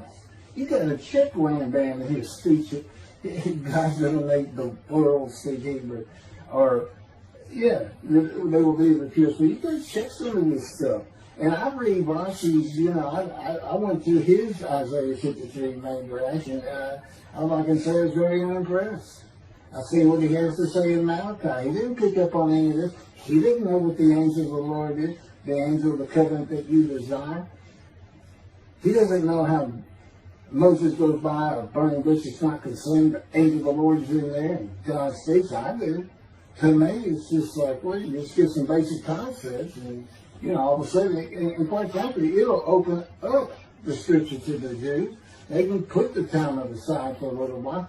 But I will say this. God says, if you can study it, study it. There's all kinds of great things in it. Just be real careful about what you teach from it. And it's useful for heaven. If you like to talk about Talmud as a scholar with other Jews who may very well be in scroll of remembrance with you, you can meet up with them. Just see them in the meeting places, have them over to your room. Y'all can watch the new earth being created and the new peoples of God chosen, and watch the evolution of the chosen people. And humanity, the same as this one. God says, why would I change it? Why would I change it? When I did it, it's perfect. And you can tell the sin of that. The evolution that he's talking about, where all of a sudden the world's going to love the Jews, been going on for over 3,000 years, and it hadn't even. And today, anti-Semitism is up, and David is here. It's not going to happen. Thank you very much. I will be doing. Is that 5 and 6? Yeah, that was 5 and 6. Now the book picks up at chapter 7. It's on video when God first speaks to me, and it's very interesting. And we'll still be putting some videos out. But I've pretty much covered all the major material, everything from Isaiah 53, the day of the word, Lord. There's a few more things, and it's a better read than it is a video watch. But for those who like to read, but it's covered very well in these videos. And now that I put in the personal part in, which is to show how I see Isaiah 53, and you see the difference in my life. Now that's a life of suffering. That's a life of pain. That's a life of familiar with disease. They said, gee, when he died on the cross, he was scourged. He was scourged, and this and that. Do you know how much he suffered in his life? I mean, he's not even in the conversation as a man of suffering. He's not in the conversation. Thousands and thousands and thousands of people died horrific deaths back then, and by crucifixion. It's not the only one. This is descriptive of a man and his life, so you can find him, identify him. And what did he do? He never suffered. He's never sick, ever, until the last day of his life. 70 years old, he's got one day, but under his belt is pain and suffering. To me, that's not, you're not even in the conversation. I mean, that's nothing. That's not being suffering. That's just, you had a bad death, sorry. You got whipped first. You got whipped. One gospel says that the scourging was an open-handed slap to the face. Now, the other three do say scourge. But then every movie you see, he's carrying that cross, he's all worked up and bleeding, this and that. He carries the cross in one gospel only. In the other three, it's carried for him. And then he's on the cross, and what does he do? Father, Father, why are you forsaking me? And then the gospel says, one of them, and then he gave up the ghost. He gave up and died. I laid in the back of the ambulance for 8 hours, doing everything I could in my power to stay alive. Just gave up the ghost. There's another video where we make that a little bit more humorous. Anyway, thank you for listening, and I guess that's it. Thank you.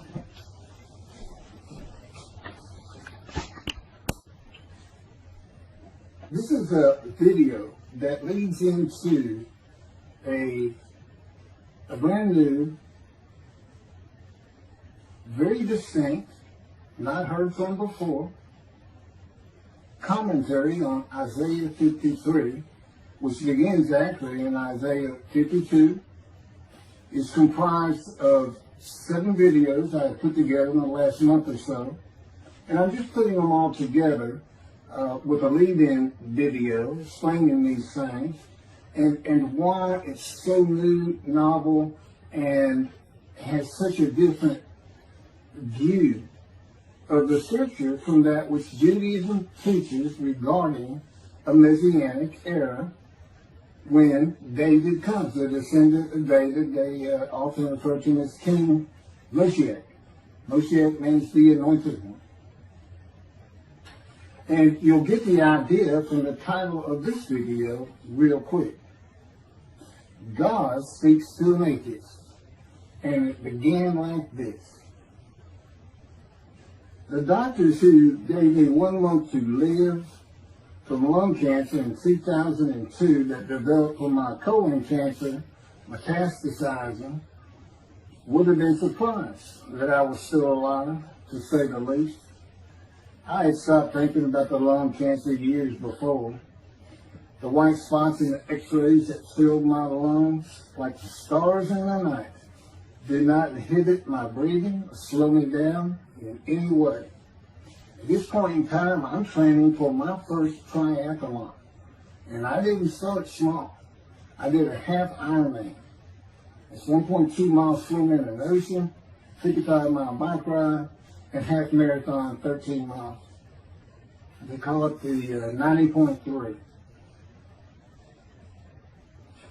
One Saturday in the fall of 2007, I was cooking lunch in my small kitchen, post-divorce, and at the stove, when God said, from just a little behind me, as though somebody was speaking to me right here, and above my right shoulder, which is this figure, wash your hands. I turned around to the sink, washed my hands, and turned back to the stove. Now understand, I've been an atheist for 50 years. I mean, I completely denied the existence of God.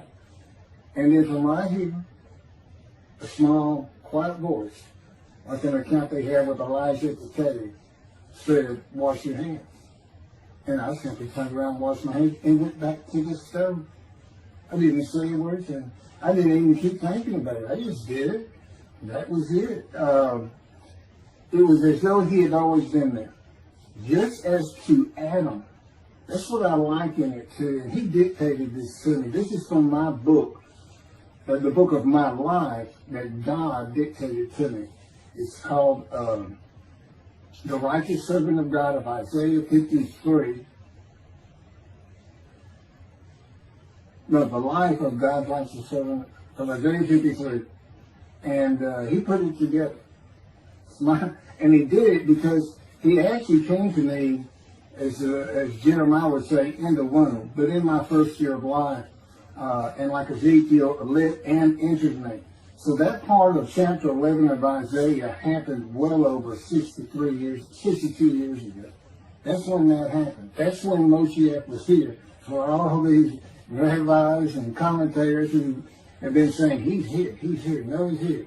Well, he's been here, I've been here a long time, I just wasn't prepared and hadn't even heard his voice yet. But what he did, with Jeremiah, he made sure he was a priestly, godly man and guided his life. With me, it was to make sure I fit every single verse of Isaiah 53 as only I can explain it, what it's for, what it all means, and live a life of suffering familiar with disease. God chose to crush him with disease that he would offer himself for guilt and receive long life to see his children. That's not proof that it happened. It told me 20 years ago, we can't treat this lung cancer. It's too advanced. You're going to die. And you're going to die real soon. You need to prepare for it. And it did crush my life. I stopped working. I just kept waiting to die. And I shouldn't die now. I'm training at this point in 2007. I'm training for a triathlon. I finally said the heck with it all. And that's the proof. Crushed with disease, exposed to death. That's in verse 12. Exposed to death. And here I am, 20 years later, still going. Haven't seen a doctor since. Never received any treatment, which is unheard of with lung cancer. And I had colon cancer before that, and I had skin cancer. I'm a man familiar with disease, that God chose to crush the disease. And these 7 videos put together as one, obviously I wouldn't ask or want, and I couldn't do it, to listen to them all at one time. But I know you can mark your spots and everything. But it was spread out in 7 different videos, and I thought, well, the next video I'll do, I'll have a preamble to it and explain. This is not fooling around. Once you learn my version, which comes from God, of when Moshiach comes, the day of the Lord, which is left out of the Messianic era. But if you ignore me, God says, as my role as Elijah, God says, when he does return to his temple suddenly, it's going to be with, and it's not there, it's going to be with utter destruction to the land. Okay, all this is explained, so I'm not going to keep going in detail and carry on with God first speaking to me, but it was as what Adam would have felt like. This is natural. I mean, to him, having somebody speaking to him from above him, from up here, from within him, it's perfectly natural. And he wouldn't be falling down in reverence and I'm not worthy and all that. It would just be this person's always talking to him and telling him what to do. The fact that he doesn't see him wouldn't probably enter into his mind. This, this is the natural order of the world for Adam and me, particularly today, 13 years later. Still in God's final refinement, preparing me, and now we have the books, they're unpublished, Jewish publisher, Christian publishers. I dare not even send it to them, because how harsh I am on Jesus Christ. He said he was the man of Isaiah 53. And it's because of him I had to get crushed with cancer. That's what that's all about. God doesn't have to crush you to make you offer yourself for guilt. He just seized Ezekiel and put him through the fire of refinement, the anguish of it, and sent him off to be a prophet to the Assyrian, Babylonian exile, of which he was one, actually. Ezekiel, the book of Ezekiel is the key to Isaiah 53. That's my backer. See, God, these videos, everything, the way where he put the angel of his presence and Holy Spirit, that Judaism doesn't recognize. A host of the Lord's host. It's in the book of Joshua, one time. He did it so they wouldn't find it. He knew what this was going to be about. These are my proofs. This is what it's all about. He set it up for me to be this controversial. You just got to take the Messianic era of Judaism and toss it out the window. And you'll understand why, when God has me explain it to you. He controls everything I do, think, and say. Finishing preparing lunch and ready to watch a Texas A&M football game, I headed to the living room, and God said, "Get a napkin." I turned back to the kitchen and got a paper towel. Sitting on the couch, from about the same place. Sitting on the couch with the television on and my plate in my lap, God said, "Get your TV tray." I got up, set my TV tray in front of me, and placed my plate on it, began eating and watching the game.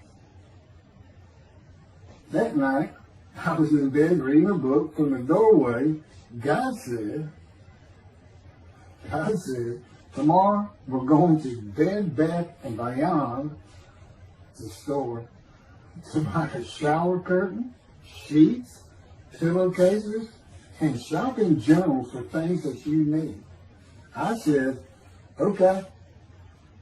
and continue reading my book. That's God spoke to an atheist. That's how it started. We call it the early years now. Talk about it. It was so different from the way things are and all the same in the same breath. And I have since done this. It was by his power upon my emotions and thoughts that his presence with me was though he had always been there. In other words, when you read in the Hebrew Bible, God calls somebody's name like little Samuel, and he says, here I am. Here I am. Now there's some accounts of people falling to the ground, but he can put a silent knowing to you. He can put knowledge within you, your mind, where you never hear a word from it. In other words, put into your mind the God of all creation is about to speak to you. And he doesn't have to say, stay calm. He controls emotions. He tells me, Keith, I created emotions. And there's nothing I can't do with yours, and believe me. It's just been proven. I'm not going to get into all that. This story goes on. It turns out he had been like Jeremiah from the womb when he passed by that. I've never been affiliated with any church or synagogue. I've never had any teaching from yeshiva or seminary. Throughout my life, I did not. Let's put it this way. I was the actual opposite of Jesus Christ. Actual opposite. I'm a sinner. You know, I mean, he took me back. He said, look. Yeah, because I said, well, I wasn't that bad of a sinner. It was. He said, feel it. He'll go off in vision like the story of Scrooge and the Ghost of Christmas Past.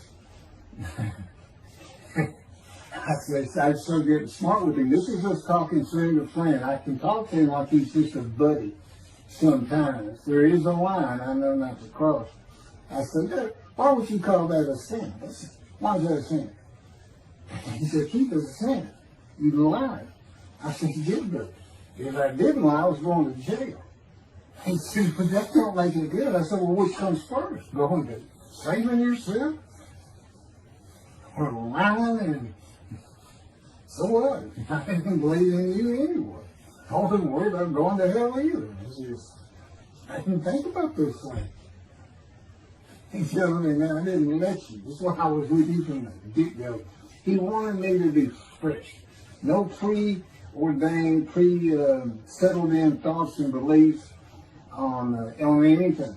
And of course, I grew up in Texas for the most part, so it would have been Christianity. I didn't associate with anybody who was religious.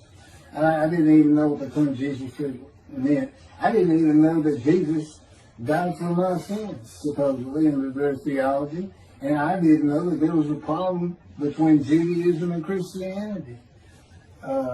Jews and Christians, I didn't know that. I had plenty of Jewish friends. And, you know, I was in the late 60s, 70s, my formative, going into my teen years, and, you know, we treated everybody as an equal. I never thought about it. Including African Americans, who in my day, we just said blacks. I guess it doesn't go anymore. But they're great friends of all kinds.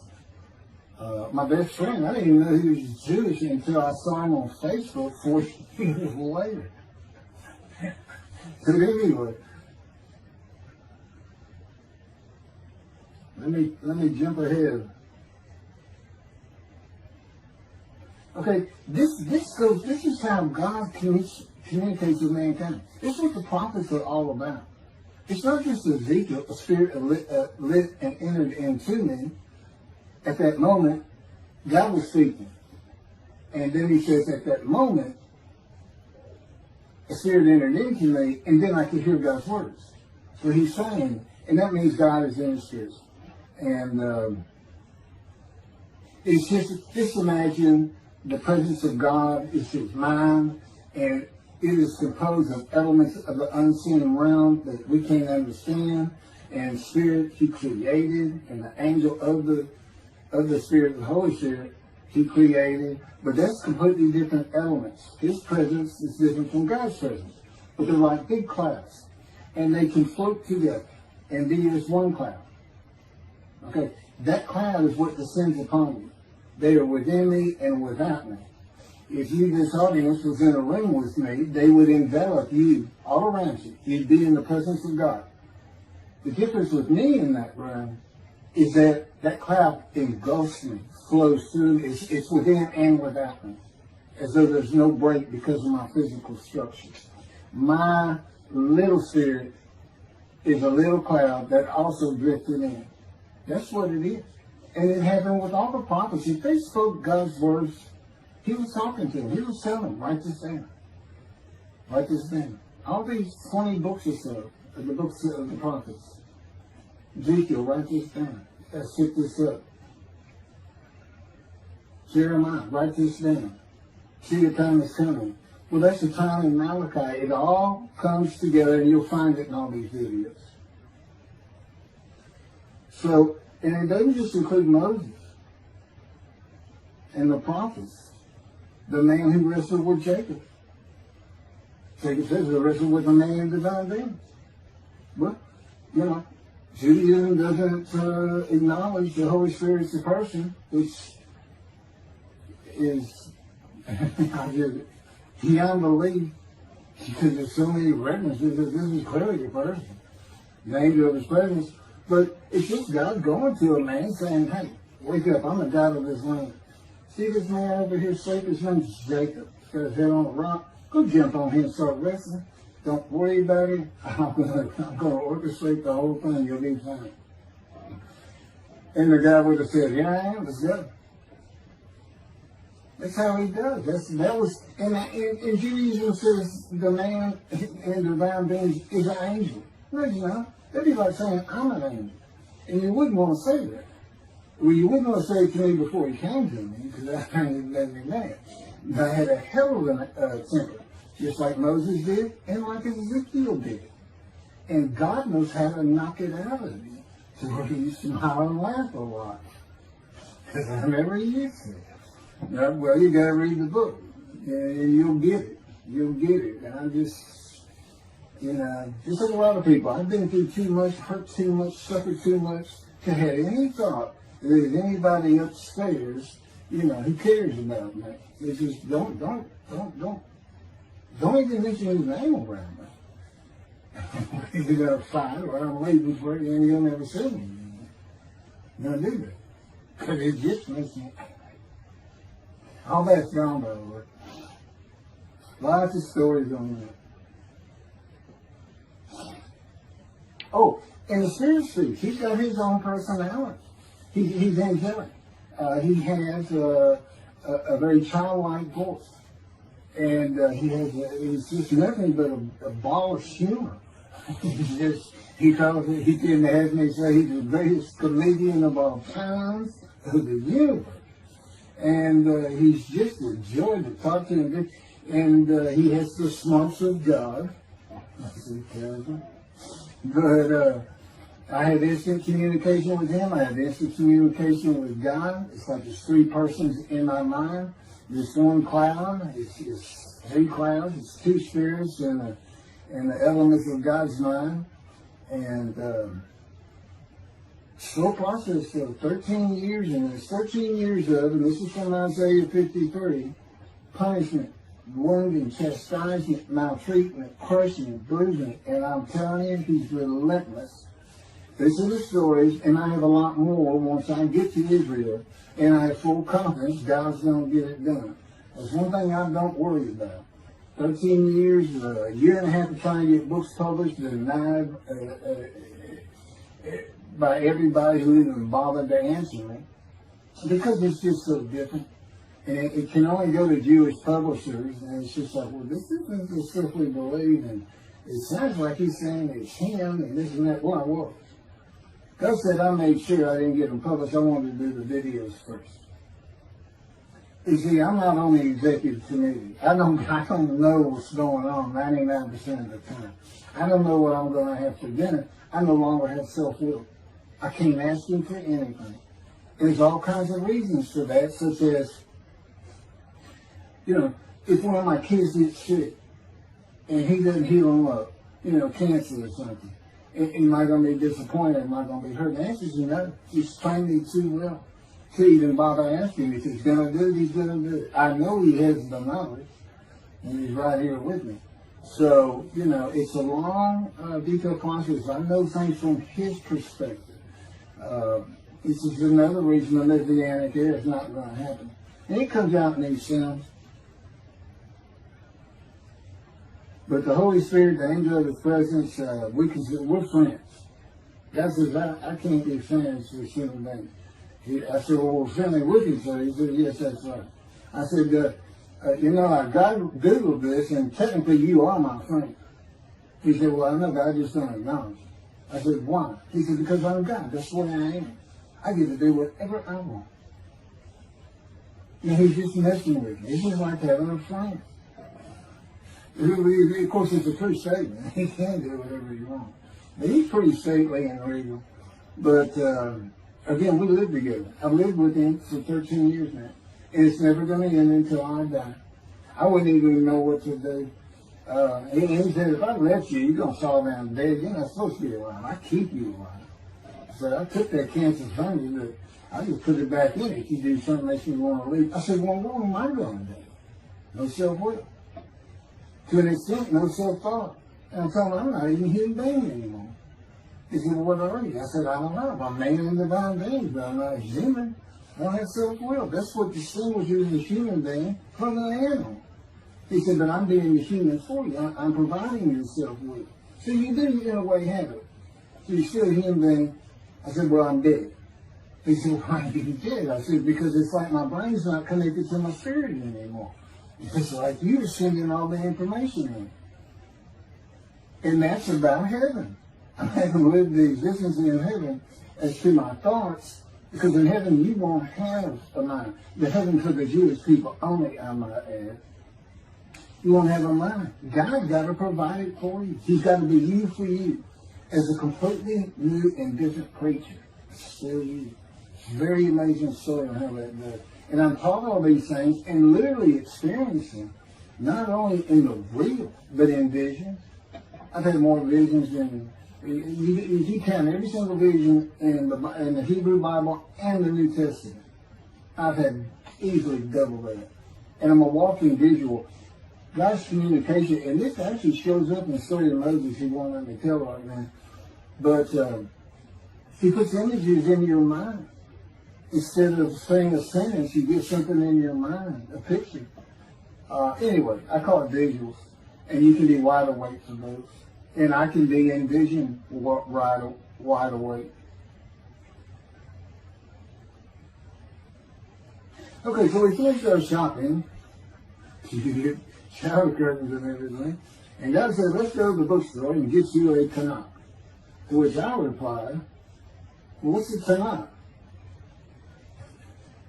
I didn't. Hebrew Bible, okay. Well, I know the Holy Bible, the New Testament and Old Testament. And on we go. My son to learn for the first time. At Barnes & Noble, we looked at all the Hebrew Bibles and purchased the Jewish Publication Society's Tanakh, the Holy Scriptures, which is a translation that began in 1956 and was published in 85. Men who spent 30 years on the Leningrad Codex, the oldest Hebrew Bible in existence. They started from scratch. I hear these rabbis and people saying, well, I know what these translations are, this and that, and this, and God says, just go with the JP is. They hit it right just about every single time. I've only found one thing that I don't understand how they miss it. But it's in 53. This is the 1985 edition. That's the best translation you can get out there. And I don't just hear God speak to me. His presence is heavy. And I'm also, it says he pinned Ezekiel's arms behind his back with his cords of power. And by his cords of power, Ezekiel could not leave his house. That's in Isaiah 53. He took him from the land of the living. Took him from society. The man of Isaiah 53 lives, so he's taken from society, but that doesn't, from the land of the living, that doesn't mean he died. And there's no crucifixion in 53. So, you start to see how Ezekiel is so important in this. And that's where you find out about the covenants of friendship that come with God in the day of the Lord when Moshiach comes. Again, you don't hear anything about it in this Messianic era. I'll tell you this. I think the Jewish people are going to like this better. I think throwing out all that rubbish Judaism's been teaching from back in antiquity, that's where they're stuck, and see what's really going to happen with God coming back, a man in divine being, with the capabilities of Moses, Elijah, the descendant of David. All their attributes, okay, are in me. I can be each and every one of them, and I can be all four of them at one time. And God can speak to me. So, it's going to be fine. And he wants his temple rebuilt. That's the purpose of Isaiah 53. It says, a purpose which might prosper of God. But he doesn't tell us what the purpose is. Well, we find it in Malachi 3. I sent my messenger before me to clear the way for me, and I shall return to my temple suddenly. But the covenant that comes with David says, I'm going to place my sanctuary amongst you. He already knows it's not going to be there. And then we have Elijah in Malachi 3. Well, he's got a purpose that might prosper. And if it doesn't, God comes with utter destruction to the land. And again, you don't hear it with the Messianic era. Utter destruction to the land. There's 7 million Israeli Jews. How can you not read that and go, that sounds an awful lot like, I'm going to raise up armies against you. How can you just ignore that? Well, anyway, we're getting serious stuff. And the purpose that might prosper, I never believed that. I think they just puts the man of the righteous servant of God of 53. I think that puts him with, he's got the same purpose as Elijah. Elijah is supposed to bring the families back together through the laws and teachings God gave Moses, or being mindful of them. That's the new covenant. It's an amendment. It's an amendment that also has a new inclusion of sin forgiveness. Over the last 63 years, God's presence has resided in Texas, Louisiana, Florida, and Hawaii. And he is more than ready to return to his land, Israel. Because wherever I am is where his presence is, and those are all the different states I lived in over this time period. Wherever I go. And in fact, if you see me in Israel down at the old city or down at Tel Aviv, you can turn to your friend and say, hey, I know where God is. I say, really? I thought he lived. Some people say he died. I said, no, you see that guy over there? He's all around that guy. And some say inside too. That's what it's going to be like. God said, look at Israel, we're never leaving again. I said, I want to see Great Britain. He said, it's like, did you just ask for something? I'm like, oh. Yeah, that's good. I hope I fry if I hit the border and cross over. I hope I just burn up. Plus the combustible flame. But anyway, that's where he wants to be. And I'm sure he's going to get there. This purpose that might prosper, again, I think it just shows the purpose of the righteous servant and a purpose of Elijah. Because he knew I was going to be teaching. There's only, in the day of the Lord, as you would imagine, he wants to have all the prophecies fulfilled, be done with the prophecies. And there's only a handful, 4 men to come that we've never seen. The descendant of David, prophet like Moses, Elijah, and of course the righteous servant. We only had one description. Even the sages knew you got to have a description of the descendant of David. It's Isaiah 53. They called him in the Babylonian Talmud the leper scholar. You see me referencing it on just about every video. In other words, I'm saying, look, it's not Jesus, it's not the people of Israel that's taught today. It's this guy from the Talmud that just hadn't come yet. You just didn't know, didn't have a man that fit the description. Well, you do now. And two covenants. The friendship covenant, which is actually in two parts, Ezekiel 34 and Ezekiel 37. One part of which is, I'm going to put my sanctuary amongst my people. And the other part, interesting enough, has to do with the land blooming again, which is Jeremiah 31. See, a time is coming, the land will bloom again. See, a time is coming, the cities after desolation of many years, 2,000 plus actually, will be restored and Jerusalem rebuilt. And the Jews shall never be defeated again. Okay, now we just talked about other destruction, likened to armies being raised. But here it is in this friendship covenant, in this, Jerusalem being rebuilt. If that's done, then you'll never be defeated again. So, you look at it and go, well, there's kind of a problem between those two. And what I think it means is he's going to get the temple built now that Jerusalem's been rebuilt and he's come. That this might prosper, because it kind of gets you. So what is the purpose of God might prosper? Who thought you could do everything? And he said, well, in large part, my people got to listen to you. They got, especially the rabbis, they never listen to my prophets. They're all full of themselves. And they know everything. Well, he starts getting angry. And see, that's not good for me. Because all of a sudden he wants to make me better, which means suffering. You gotta keep them away from those ladies. I feel the spirits. They're going funny. Get the funny guy around here. We talk friend to friend too. Well, anyway, I'm going to let you. There's a lot more, but this story is in my book. Hopefully, after spending time and understanding who I am, and this is here. It's happening. I don't care what the rabbis think or say. Look, I'm a prophet of God. I'm a man in divine things. If I say something contrary to what they think and say and believe, they're wrong. Automatically. It's a given. Because God is telling me all these things. It's His book. They're wrong automatically. And He is livid that I'm having this problem with Isaiah 53 being the people Israel. Well, it's in the videos, but you ought to see the arguments they really put back before that, for Isaiah 53:10 and other verses. Rabbi Tobias Singer out of his Judaism, he went Christian.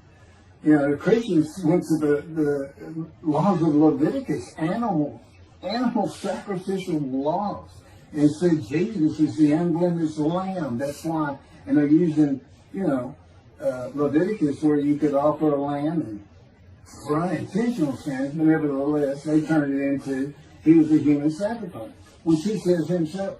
He says, God no longer wants bulls and goats for sin. He prepares my body for sacrifice. He's human sacrifice, and God made the sacrifice to Gentiles so they didn't have to obey His commandments and laws.